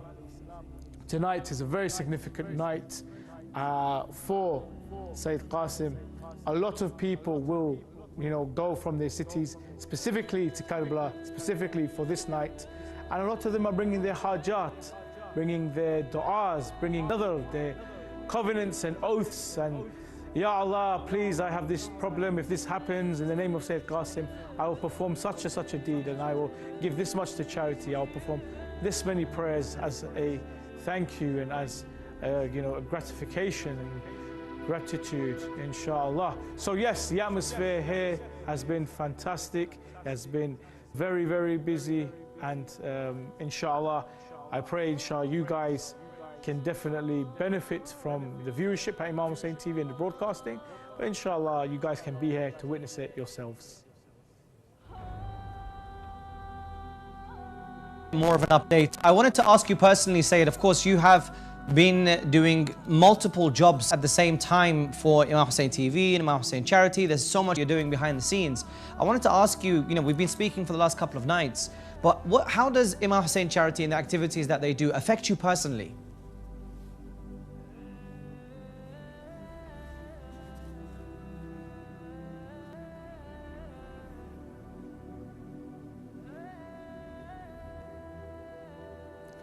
For me personally speaking, I've been with the charity for a number of years now, and I have done some on-the-ground work firsthand at some of the charitable campaigns that are done at Imam Hussein Charity. Whether we are looking after orphans and widows and clothes, giving them toys, whether it's like the Ramadan iftar pack where we are packing boxes and food essentials to give towards the families, being on the ground and watching the work materialize.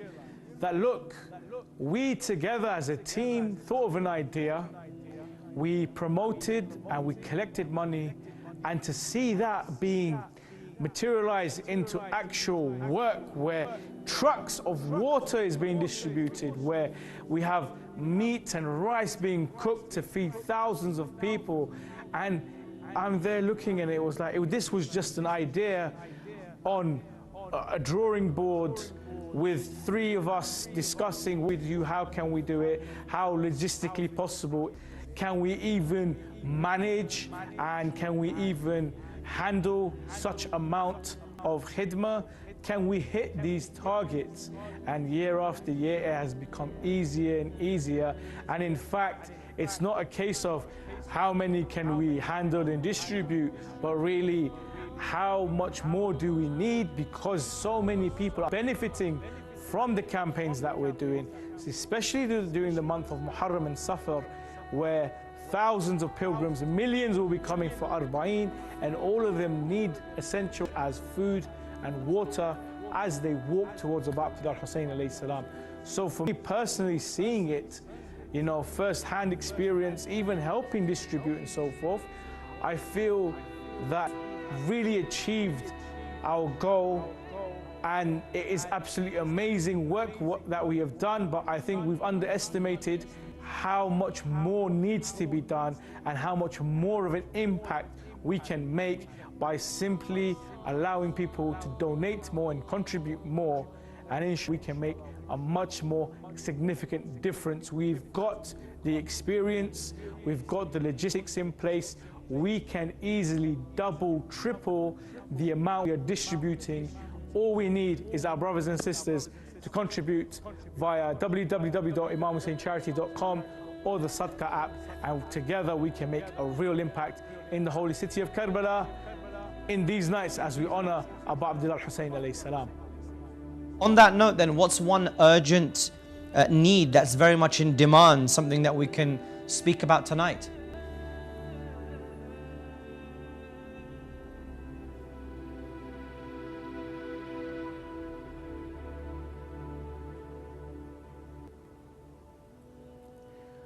Definitely it is the water appeal. The heat has increased. It is getting very, very difficult. I don't know if you can hear my voice as well. I need a glass of water in a second. However, because there are so many people that are coming and because the temperatures are so hot, water is the most essential necessity here in Karbala. Believe you me, Mr. Mulali Fadl, that people are not picking up 1 or 2 cups, they're picking up 4 or 5 for themselves because it is so hot. People are dehydrating so much, so quickly because of the heat, from the sweat. Those who are attending majalis, sitting in the heat, doing laftam and martyrdom, participating in the chest beating rituals and other rituals as well, makes them thirsty, and they need water as soon as possible. You cannot underestimate how much water is required in the holy city of Karbala. The water from the pipes are not good enough, they're not safe enough. So every single person needs to be drinking, which is recommended by the doctors, 4 to 6 liters in the summertime.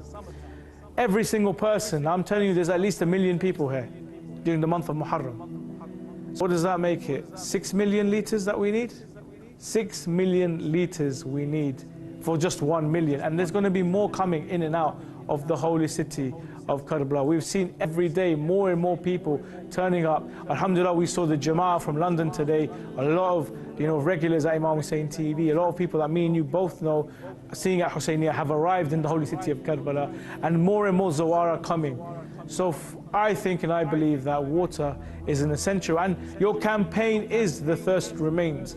Your whole this is on Abu Abdullah Hussein and his thirst, and in his name and his thirst we are trying to quench the thirst of all those zawar and azadar that are here in the holy city of Karbala. So I urge everyone to please donate whatever you can. £1 goes a long way. 2-3 pounds will give at least 1 or 2 boxes that could give water to at least 30 to 40 people. So when we ask for £10, £20, £50, believe you me, you are giving water to hundreds, thousands of people collectively in the name of Abu Abdullah Hussein. So on that note, you've been on the streets of Karbala quite a few times last couple of nights. Is there something impactful that you've seen that's maybe touched your heart, something that's inspired you, Sayyid?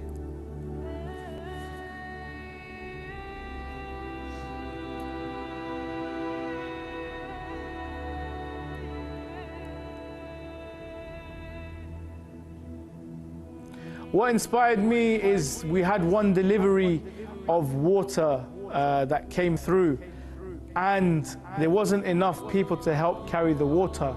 So people from joined and said, hey, how much is your delivery? How is it the whole truck that you unload? Where do you want the water to be unloaded to? And we made the human chain, and one by one everyone was passing. The order was at least 100 crates of 100 boxes of this water. So they were there making a human chain and passing it along strangers, people that just know each other by face, or they haven't never seen each other before. But it was all in the name of Imam Hussein, and they understood the urgency and the need for, number one, the water to go into storage, the water to be distributed, and also for others to help and get this unloaded so that more trucks and so forth can come and offload all of their goods. So the amount of help and khidmah that is being done amongst the mawaqibs, because they understand the necessity and the need to help give the tabarruk, the water, the food, or whatever they are giving to the zawar and to the azadar. seeing them come together to help one another is truly, truly fascinating. Absolutely, Sayyid. Thank you so much for that. So I just, to understand just a bit more about, you've mentioned that this is the first time I actually hear you say it in terms of, look, the work is great, but there's so much more that we can do. What would you say to those that are watching, that are perhaps considering donating, maybe on the fence a bit? What would you say to those that you nudge in the right direction a bit?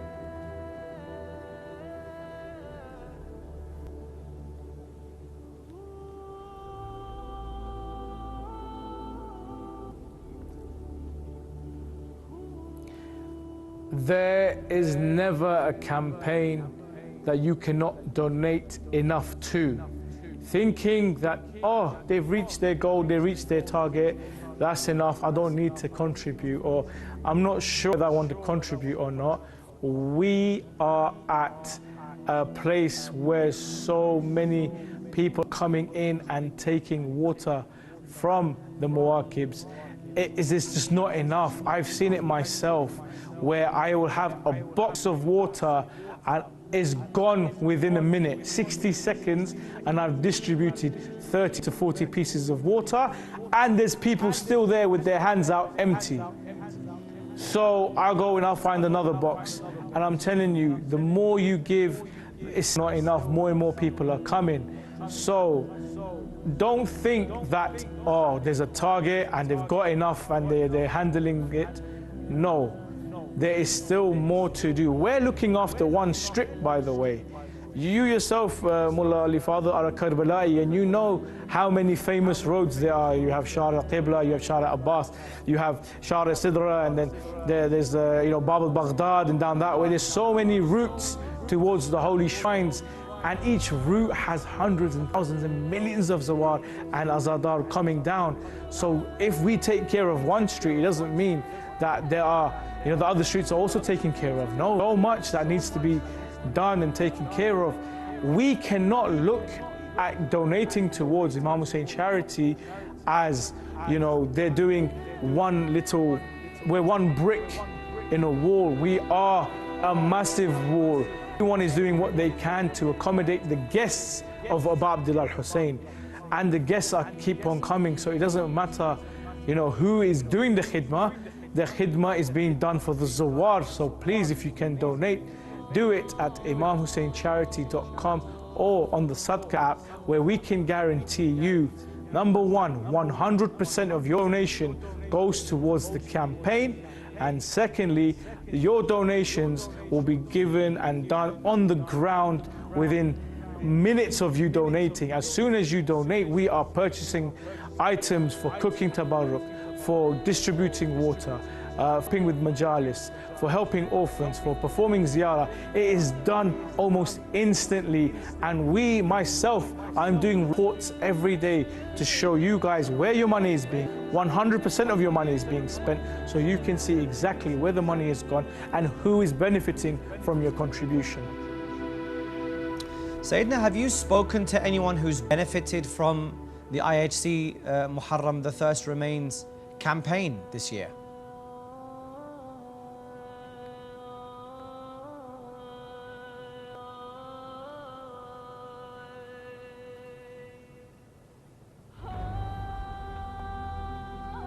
I have spoken to many of those who attend the majalis that are here in Karbala, that Imam Hussein charity is directly involved with, and so many of them are happy and coming back, saying that this majalis was a great program.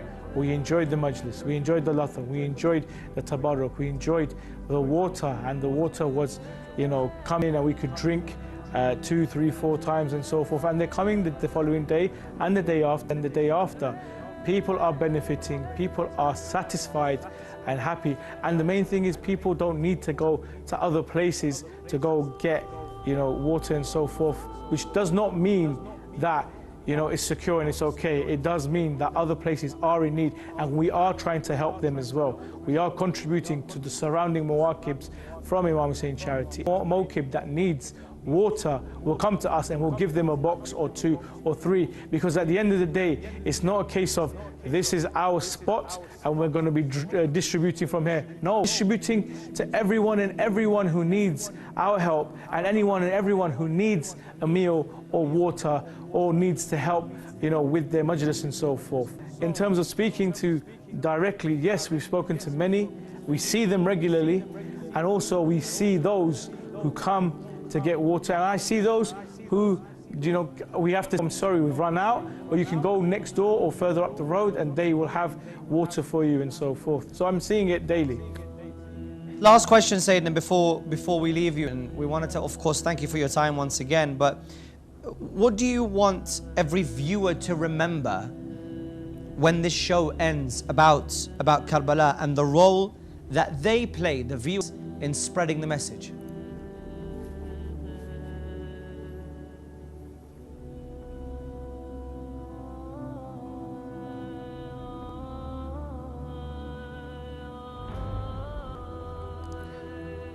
When I come to Karbala, my mother always used to say, when you go to the shrine of Imam Hussein, make sure you recite a majlis.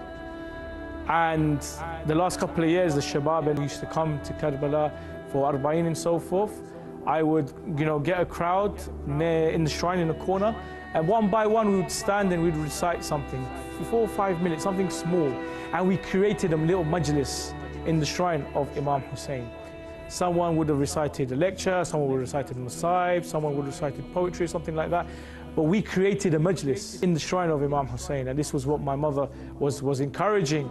Now, all of you guys have the opportunity to be a part of the majlis of Imam Hussein, which will give a khatib, professional khatib, someone who is well learned, to recite a majlis in the name of Abu Abdullah Hussein, and also a radu to come and recite poetry in the name of Imam Hussein. And furthermore, tabarruk and water being distributed amongst these majalis and zawar and azadar of Imam Hussein alayhi salam. Everybody wants to do a majlis in their home.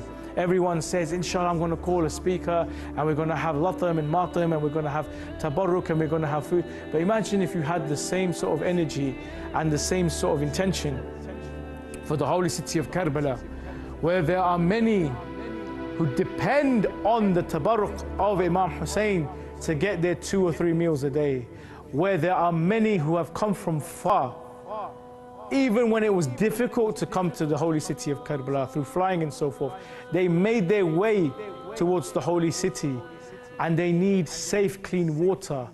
Some of them may be ill, some of them may be thirsty, some of them may need water to wipe their faces and from the sweat and so forth, to give to young children who are feeling hot and discomfort in this heat and are dehydrated. You brothers and sisters can be a part of that experience. You guys can be a part of the majlis of Abu Abdullah Hussein alayhi salam in the holy city of Karbala, where it all happened. Right behind me, there's the shrine of Abu Fadl Abbas. There's the shrine of Abu Abdullah Hussein alayhi salam, who died thirsty on the plains of Karbala. You can see inside there the azadar, the lattam, the mourners and the grievers. These are the people that you are helping. These are the people that you are quenching their thirst in the name of Imam Hussein, that you are feeding them in the name of Imam Hussein.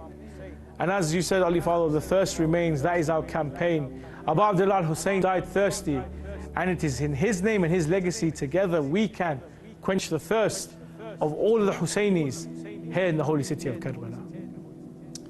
Sayyidina Sayyid Mohsin, thank you so much for your time. May Allah bless you for your hard work, and inshallah we'll see you same time tomorrow. Thank you for your time, Sayyid. On that note, brothers and sisters, the program does commence and the program does resume.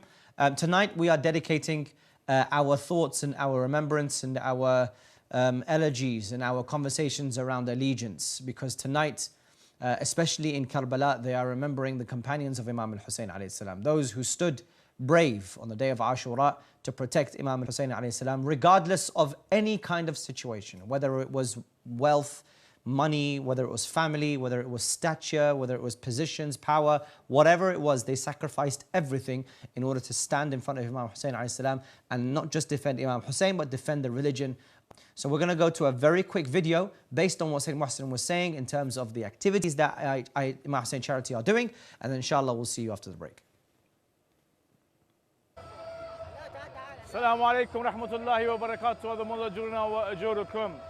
1400 years ago, a man by the name of Hussein was here pleading for water because he was dying from thirst. Today, hundreds and thousands have come in honor of his martyrdom, and inshallah you have been contributing towards the water campaign. Whenever you donate towards Imam Hussein Charities, the water campaign, you are providing water, fresh, clean, safe water for the Azadar, for the people of Karbala during these holy nights. Come follow me as we have a delivery right over here of water. When you donate your £20, you are donating water for the Zawar and for the Azadar of about, I would say, each mosque needs water. There are hundreds and thousands of people here. The heat is tremendous. You're looking at about 40, 45 degrees Celsius. We are providing water to different muwaqibs so that they can distribute it amongst all of the Zawar and people around in the holy city of Karbala. Come follow me. You can see here in bathtubs where they put ice to cool the water so Zawar can come and pick up and take at their own need, inshallah. And furthermore, we have Husseiniya here. They'll be having majalis throughout the night, as well as storing water for those muwaqib that are close by, and all those commemorating the martyrdom of Abu Abdullah Hussein alayhi salam. So I urge all of you brothers and sisters in the heat and during these holy nights of Muharram that you donate kindly towards the water campaign, giving clean, fresh and safe water to the Zawar and the people of Karbala so that we can drink and stay hydrated in such extreme weather. Very much. And if you want more information, visit www.imamhusseincharity.com or follow on the Sadqa app. Welcome back, dear viewers of Imam Hussein TV. You are watching Imam Hussein Charity's live fundraising campaign, The Thirst Remains. If you've just joined us, we have finished our conversation with Sayyid Muhsin Shah, who is one of our representatives, live from the city of Karbala. They traveled a couple of days before Muharram to prepare. And essentially the work that they do, and this is basically the donations that you put through to us, 100% of that donation goes directly to the work that Sayyid Muhsin is doing in Karbala. We showed you a video just now of some of the activities that they are doing, but one of the most important messages that I got from Sayyid Muhsin today is no matter how much work we are doing, based on your very generous donations, there is still so much more to do. One of the main things that they want to prioritize today, and of course in the coming days, is water. It is very hot in Iraq. There are Zawar that are going without water. Now you might think, well, how is that possible?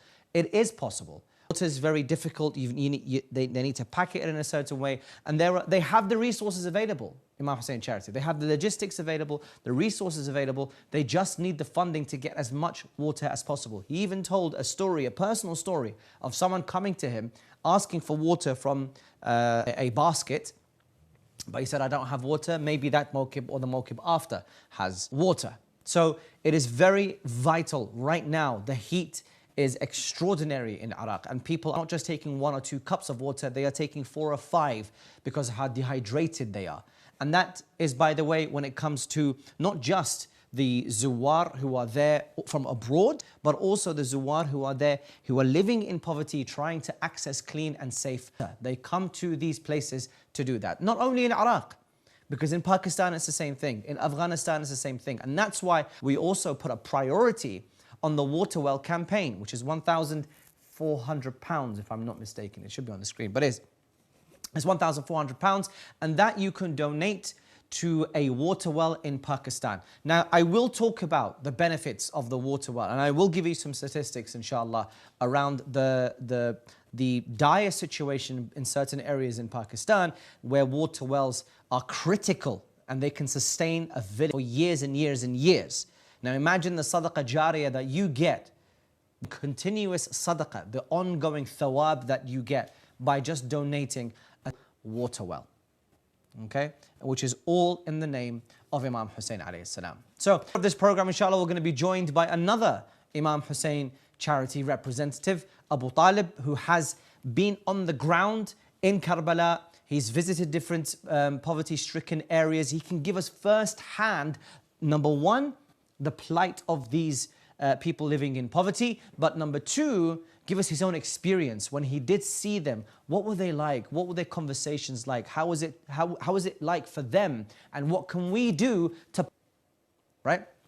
So inshallah, we're going to go to a very, very small break. We're at 12 o'clock here in London, which means we don't have much of the program remaining. We're going to go to a very small break. And inshallah, we'll bring Abu Talib on and have a very, very good conversation with him. We'll see you in a few minutes.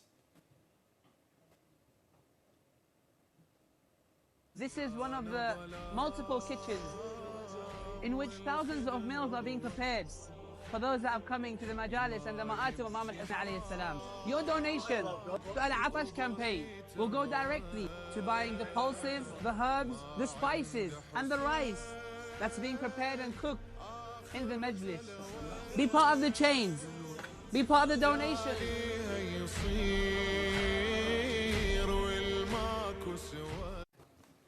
Welcome back, dear viewers. Very small, a very short break because we welcomed on our dear brother Abu Talib. Assalamu alaikum, Abu Talib. Assalamu alaikum, how are you? How are you? Hope you well, inshallah. Allah taqabbal a'mal wa 'azama lakum al-ajr, inshallah. Wa ajurkum, inshallah. Thank you very much for coming. It's my honor. I know what Muharram is like for you. Yes. It's very hectic. Alhamdulillah. You work during the day and then majalis at night, or you take the time off? So alhamdulillah, I take 14 days off. Fantastic. And the 10 days before it as well, I work part-time. Okay. So we can make preparations.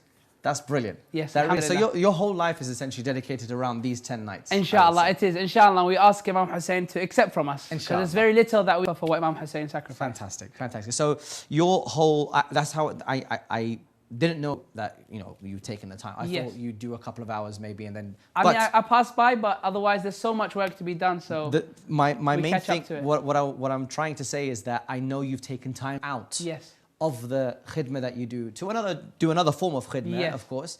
So we appreciate you being here. Alhamdulillah, thank you so much. My honor it is. First and foremost, I think, did you go to Muharram last year? It wasn't last year, it was the year before. With Imam Hussein Charity? It was with Imam Hussein Charity, With Imam Hussein Charity, okay. So we had a live show, and then in the extra times where we were doing the Mokib, which is in Shara al-Qibla. Yeah. So we were there, and it was, honestly, it was...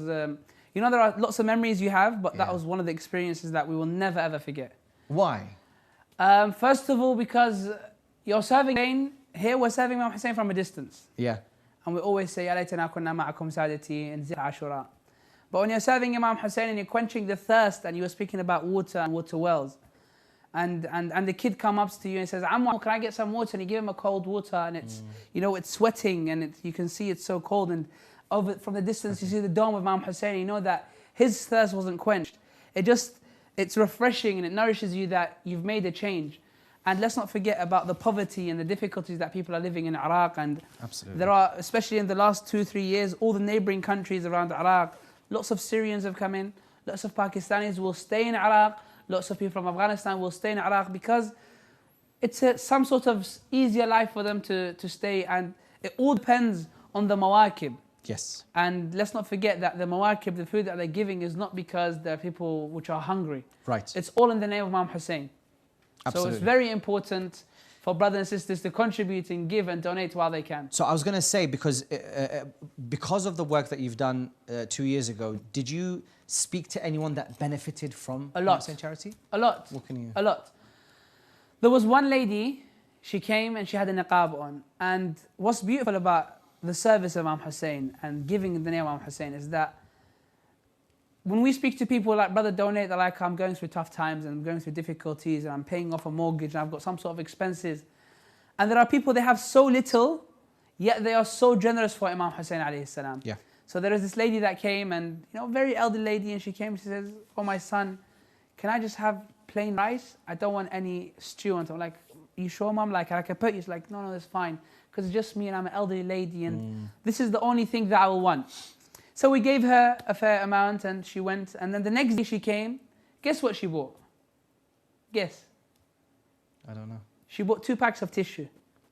Table Why? tissue. In Iraq it's 250. Yani it's a ruba. That's equivalent to maybe 25 pence. Yeah. She bought 2. And she specifically came like, can you call that guy? And you know, it's really busy and there's people shouting and And cooking. they're like, listen, somebody did see you. I'm like, okay, I don't have any family members that have come. She was like, somebody did see you, and I went, and she was like, please give these in the name of Imam Hussein, please. Oh, that's amazing. And it really makes you feel that some people they can afford. Yeah. Some people can't afford. Yeah. Yet they still know that they have a duty to participate and give in the name of Imam Hussein. What's the value of tissue? Nothing. Nothing. You know, we see tissue everywhere. Yeah. We don't use it. But that's what proves that when you put effort in, others will as well. And most importantly, it's in the name of Imam Hussein alayhi salam. So what do you wish then the donors could see with their own eyes or experience after they donate to Imam Hussein charity? What do you want them to feel? There are some things that you can explain. Yeah. But there are some things, it's love. Love can't be explained. Yeah, you just need to be there. It's just you have to be there. Yeah. And when you give for Imam Hussein, don't think twice. You see when like you want to make a payment, you're like, can I pay cash or card? For Imam Hussein, it's a green light. Because Imam Hussein deserves the most. Let's not forget our amwat. Let's not forget our people which are sick, our marda. And let's not forget whoever has got hajat. I was looking through Instagram the other day and there was a Mawla and he was speaking and he said something very nice. He said that time is really valuable. And now you've got some money, spend it in the name of Imam Hussein. Because there'll be a time where you won't have any. Money, yeah. While you're young, attend the majalis. Because there's going to be a time there. There'll be a time where you'll be old, you can't attend majalis anymore. While you're healthy, go and help and serve because you can now. While you have the time, go and attend. And while you're still young as well, beat your chest because they'll be coming, and we know all our uncles, they'll be sitting to the side, they can't lift their hands, they'll be standing to the side. So while you have the energy, while you can, and while we are still on this earth, let us give this sadaqah. Because we have so many poems in Arabic that when you are in the grave and you hear a mawqif passing by, you wish to be with them to serve Imam Hussein. Because he'll be there. You say, oh, I wish I put more effort in. But then the time will be... How does serving in London compare to serving in Iraq? Serving in London, it's much more organized. Okay. In Iraq, it's really hectic. Everybody's shouting. I mean, here it is as well. But I think we all have a duty. For us, which are living in the West, and we've got skills and we've got, the patience. Because to be a servant, you have to be patient. You have to have a big heart. You'll have people... There was one experience that I had in Iraq. And there was a queue, and we were giving out the juice in charity. And the lady, she pushed the queue, and she had to go at me. And the other boys, they interfered. And they're like, why is she having... I'm like, you have to have a really big heart with serving. But because we're living in the West, I think we have to put extra time to the service of Imam Hussein. We have to make it bigger than it is. Imam Hussein's message is extremely big. And the whole world is exploring and finding more about Imam Hussein debate and the message of Imam Hussein. But we need to put effort in. For those that have university, I'm sure you can find extra time to the gym. Skip the gym, go attend the majlis. Listen to a lecture. Don't say, I don't go to because they only speak Arabic. Now, how many languages do we have majalis? Loads. I know one imam, it's got 4 majalis just for ladies. One in Arabic, one in Iranian, one in Urdu, and one in English. That's only for ladies. Wow. Before Salah, they have in English. After Salah, they have in Arabic. After Arabic, they have a small program in Iranian. That's amazing. I mean, there is so much that we can do and learn more about Imam Hussein alayhi salam. So, with your work in Karbala 2 years ago, yes, have you stayed in touch with Imam Hussein charity since then in Iraq? I mean, last year Arba'in maybe? Yes. So last year Arba'in, I wasn't 100% with the team there, but as we were walking past, because when you work with a charity, you're part of it. Yeah. You live with the charity. I mean, you go abroad as well, but you still have some responsibilities and duties. Because, it's so relaxing to work with charity. You see the difference. Yeah. You see the smiles on people's faces. And, when we say we've reached to this many thousand baskets in Shahr Ramadan, we've fed this many orphans, we've done so many campaigns, you feel like you've put something in, you've put an effort in. So alhamdulillah, we were given the tawfiq for us to pass by the mawqib. We stayed over a night. We helped at the mawqib. I believe it's poll 1114. So we also recommend for all the viewers which are passing by in Arba'in, inshallah, to pass by our mawqib, give us a hand and experience it for yourself. We'll be English-speaking members, Arabic, Iranian, everybody is welcome, inshallah. So, you mentioned Ramadan. I know that you visited an orphanage. I think it was in December time. Yes. Maybe not this December before the one that. before. Right. Can you recall any inspirational experience that you had with someone there? Was it a particular story that stuck out? So, The orphans and working with the orphans, it's something that you can't explain. And I wish I could go back, but unfortunately we haven't had enough time. And I believe as well the orphans, they grow up and they forget you. But there was one experience, and it was, I think we went on New Year's Eve. Okay. The orphans, as we were there, they were like, oh, we've just come back from Ziyarah and we had a really good experience. I went to Imam Hussein, and some of the kids, what was really nice, was calling Imam Hussein Baba. So we were there and they're like, I forgot my bag at Baba's house. Oh, I forgot my toy at Baba's house. And I was like, Baba, what's happening? They're like, they call Imam Hussein Baba. Subhanallah. Why? Because he's the father of orphans. Yeah. So look how attached they feel to the orphans, that they call Imam Hussein Baba and father. And everybody there is a servant of Imam Hussein. From a young age, these orphans are taught to serve, to help, to give. We were given out water. They gave us water. They were like, it's on the love of Imam Hussein. And it just shows you that Imam Hussein is for everybody. It is. Imam Hussein unites us all. You may be a different color. You may be in a different field of work.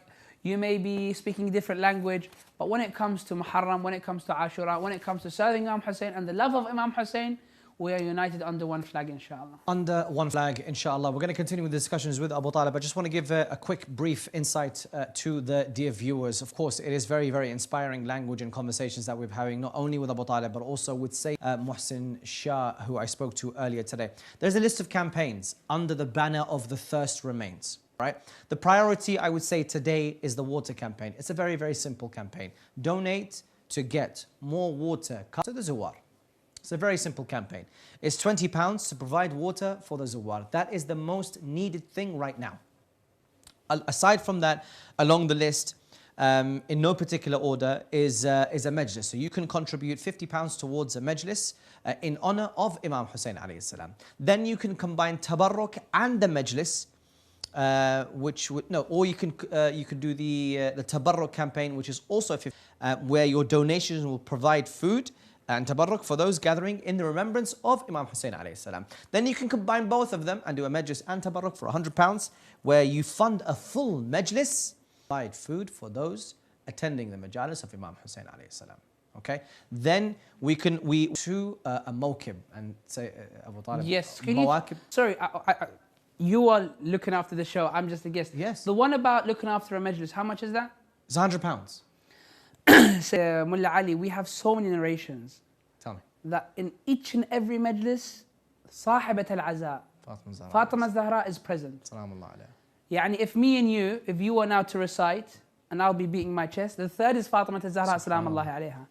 We have narrations from our Imams, from our Ma'soomeen, in our books, and in other, she is present.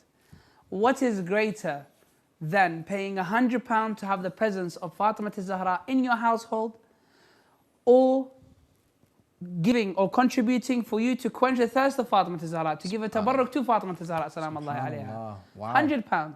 I don't even think you are honestly buying your akhirah. Subhanallah. Yani specifically this year, I've come to the conclusion that when you give in the name of Imam Hussein, when you give a charity, you're not doing me a favor. You're not doing Imam Hussein charity favor. You're not doing Imam Hussein a favor. You're doing yourself a favor. Absolutely. يعني الخير إلك فقط. It's only for yourself. Yeah. Because it's like you see, like when you pay off a mortgage, you know you're building something. Maybe you're paying 0.1% every month. This is the same thing. You're paying your akhirah. We've got sins. We've got qadha, we've got ghiba, we've got namima. So this charity work that you do, by the name of Imam Hussein, salamullahi alayhi, I love that. It's all wiped out. I love that. And if you think like this, it becomes so easy. Yeah. If you think, oh, £100, that's one with 2 zeros, that's 2 pinkies, that's 5 20s, it becomes very difficult. Yeah. If you're saying £20 to quench the thirst of people which are thirsty, you know how much Sayyid Muhsin is saying about water was being given out and they didn't have enough water. Do you know how many times we see people, 1 cup of water, which is 200, they share it between 2 people? Subhanallah. Because they can't catch up. Wow. Let us not forget, today I've just come out of Husseini and I'm sweating. It's really hot. Yeah. We live in the West, we live in the UK. You can get ice everywhere.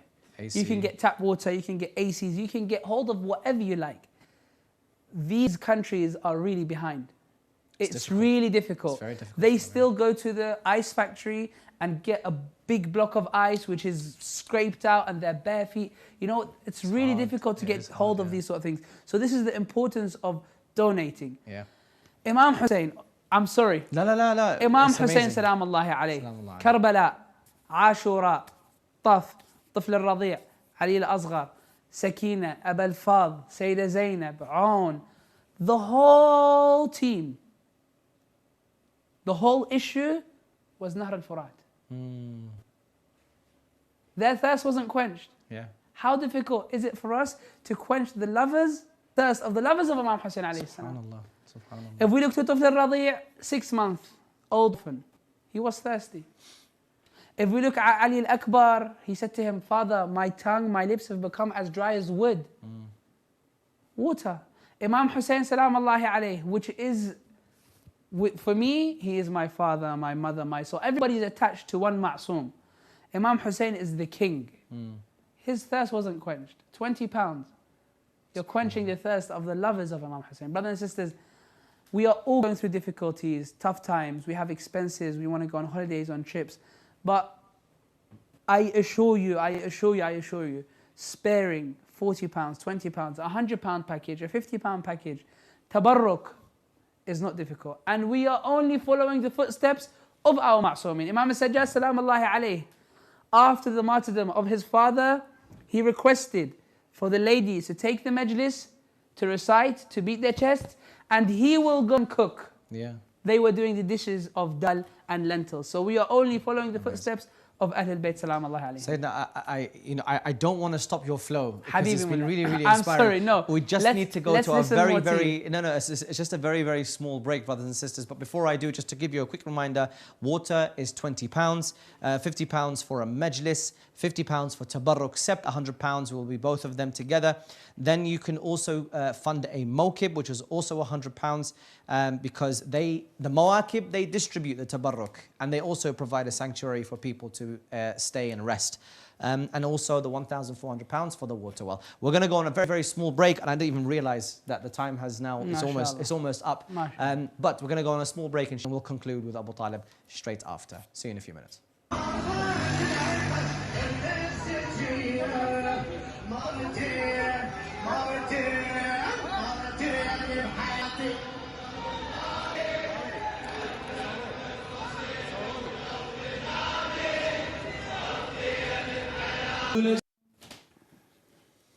Welcome back, dear viewers of Imam Hussein Charity. If you are just joining us, honestly, it's been such an inspiring couple of days, but also today, you know, we've had speakers on who can give us wisdom and knowledge about Imam Hussein and the legacy of Imam Hussein alayhi salam.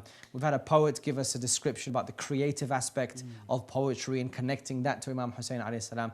But tonight, I really feel like we've had raw passion, someone who's been on the ground, someone who's seen it and breathed it and just lived that atmosphere. And that's Abu Talib. So we really do appreciate your time. Thank you so Just want to give you a quick reminder in case you want to donate. The details are on your screen, imamhusseincharity.com. There's a QR code. You can download the Sadaqah app and that'll get you directly to the donation pages for Imam Hussein Charity. So, Sayyid, I mean, look, everything that you've said so far has been amazing. Right? I mean, there's things that I've learned. This Fatima Zahra one is next level, by the way. It's beautiful. It's beautiful.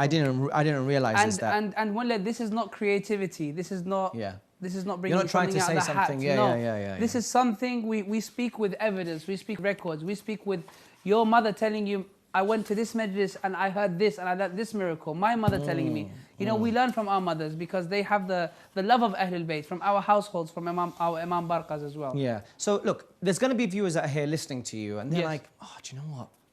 They may be stuck in two minds. What would you say to someone who's considering donating today?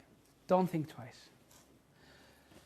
Going on holiday, think twice. Buying something new, think twice. Financing things, think twice. Subscribing for Netflix, think twice. Going on a trip, inviting a friend, speaking to a family member.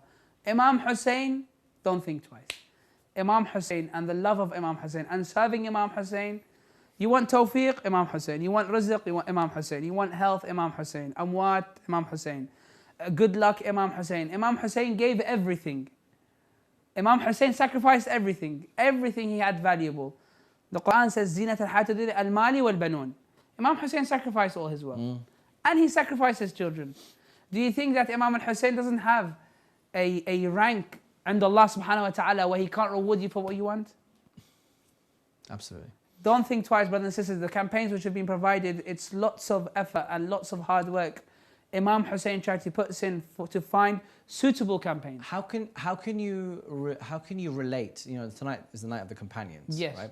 How can you relate the companions to what you're saying in terms of giving? I mean, it's probably an easy answer, but I'd love to hear it from you anyway. If we look into the Maqtal and Ma'rakat al-Taf, there were companions of all sorts. There were some companions who were only flag bearers. There were some companions which went into the war. There were some companions which looked after the children. There were some companions which looked over the hills, see if the enemies were coming in. Lookouts, yeah. Look out. There were some companions that protected Imam Hussein while he was praying. Sahih. Brothers and sisters, we now can become companions of Imam Hussein and the message of Imam Hussein through donating. This is how we look after the message of Imam Hussein. Because if I attend to a place, or if I go to Karbala and I can't get water, then I may not go again. And let's understand the value of the servants and the visitors of Imam al-Hussein alayhi salam. You know, there is so many high ranks as well. And there are so many poetry in regards to Imam Hussein. And the tawfiq for the visitors of Imam Hussein. How many of us say we want to go Arba'in? Do not go.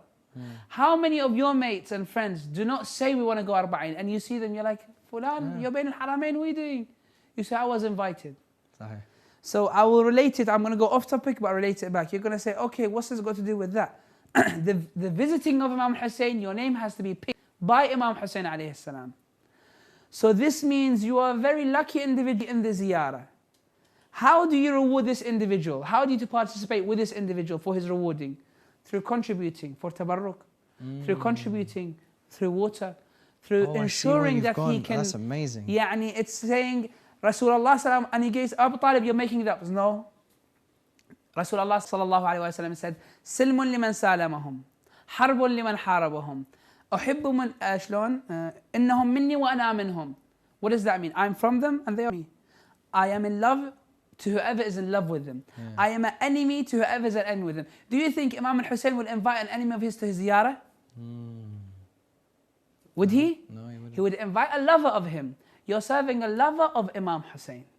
So you're scoring a goal indirectly. What's greater than serving a lover of Imam Hussein alayhi salam? Amazing. And brothers and sisters, we're not saying about branded clothes. We're not speaking about giving out watches. We're speaking about the most basic necessity. Basic necessity, and it's food and water. Tabarruk in the name of Imam Hussein. Brothers and sisters, the water, bottled water, it is the most simple plastic water because it is so hot. As we said, currently in the UK and to all our viewers around the world, I'm speaking about the UK, how hot has it been in our Imam Barqat so far? It's been very hot. Very hot, very hot, very hot. Throughout the day working through shorts and t-shirts, however, the love of Imam Hussein has still forced us to wear black and serve. When we speak to our families and we say, oh, it's so hot here, they're like, what's the temperature in the UK? We're like, it's 29. They're laughing at us. They say you guys are like really, clowns. Yeah. It's 50 degrees back home, 45, 48, 55, 60 degrees. No electricity, no ACs, none of that. And they're still coping and they're still serving Imam Hussein alayhi salam. And the lovers and the servants of Imam Hussein. Subhanallah. We're just going to, Abu Talib, before I say goodbye to you, we're just going to go to a very, very small break. Not a break, we're going to go to a video describing the water campaign in Karbala. Assalamu alaikum wa rahmatullahi wa barakatuh.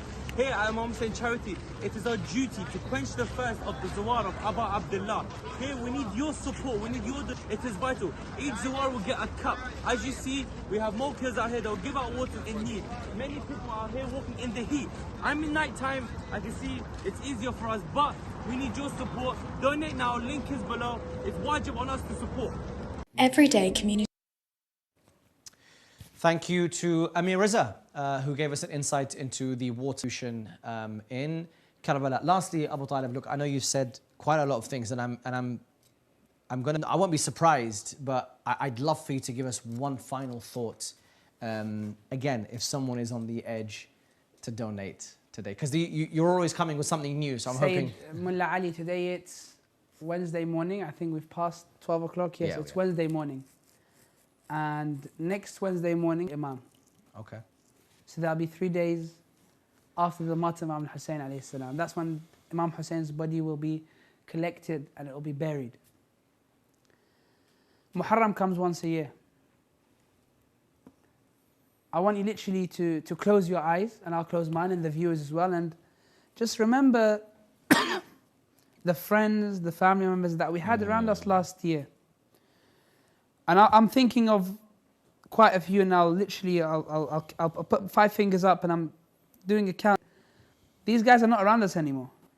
They wish to be around us, but they're not around us anymore. So time is passing by, and let us take this opportunity for us to give in the name of Imam Hussein. It's the 5th night of Muharram, and the 10th night will arrive, and the 13th night, and the night of our death will arrive.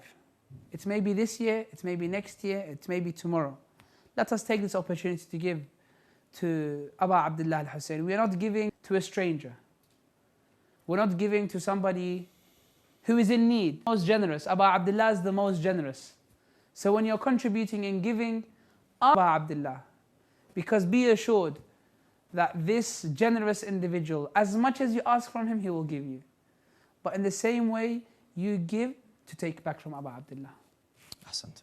Abu Talib, it's been an absolute pleasure to have you on the show. It's been my honor. Thank you very, very much. I ask for Allah to accept from me, Yes. from you, from the Inshallah. team, the brothers back home, and as well for all the brothers and sisters which are watching, please attend the majalis. Inshallah. That's one of the most important things we can say.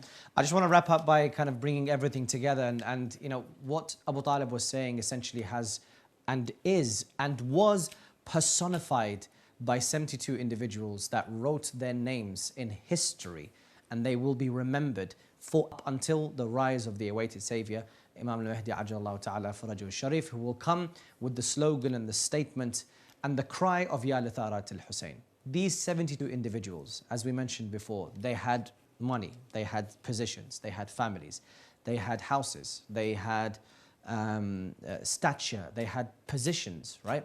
They had everything within their life. But they sacrificed everything that they had, literally everything that they had, in order for them to stand in front of Imam Hussein alayhi salam and to tell Imam Hussein alayhi salam, we are with you, regardless of what the situation is. Now, when they say, I am with you, it's not because you as the individual, they understood that you are a divine character. You have been ordained by Allah subhanahu wa ta'ala to be on this land, to give us blessings and to give us salvation.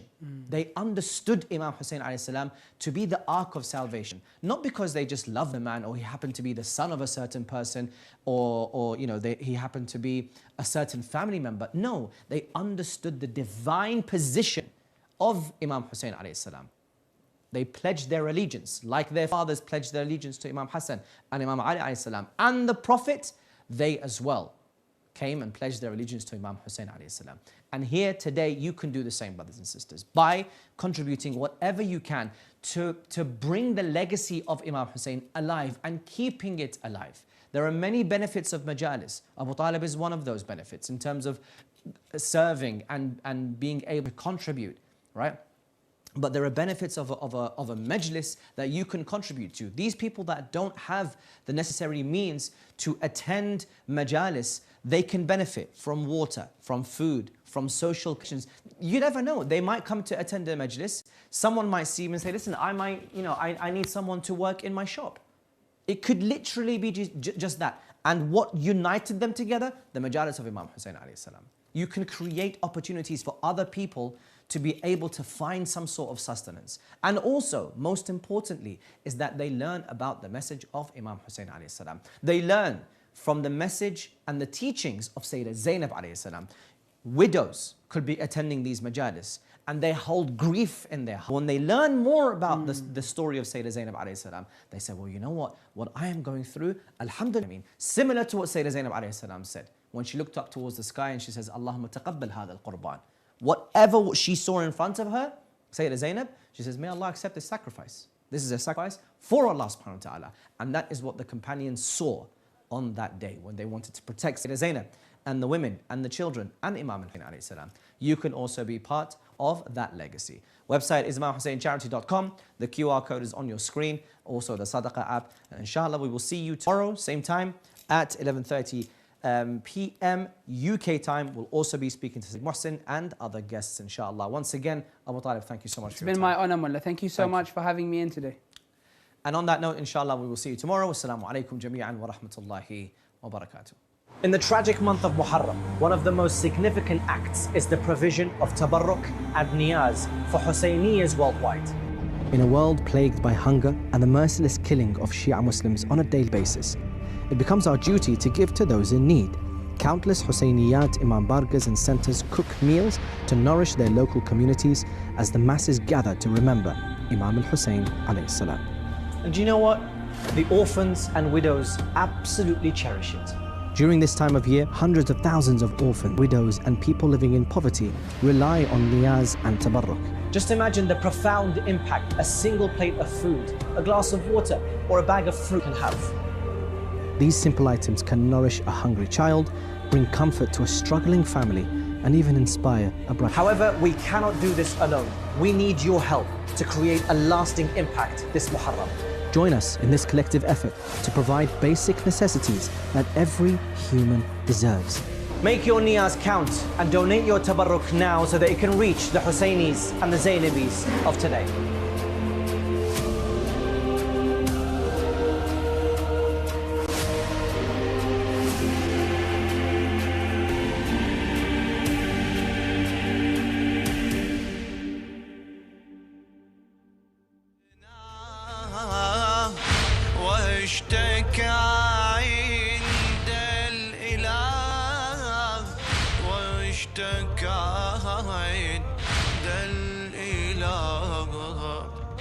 لو سمعت الحزن هز الميرين فعلمي الكون نادي يا حسين إن رأيت الدين ينعى القبلتين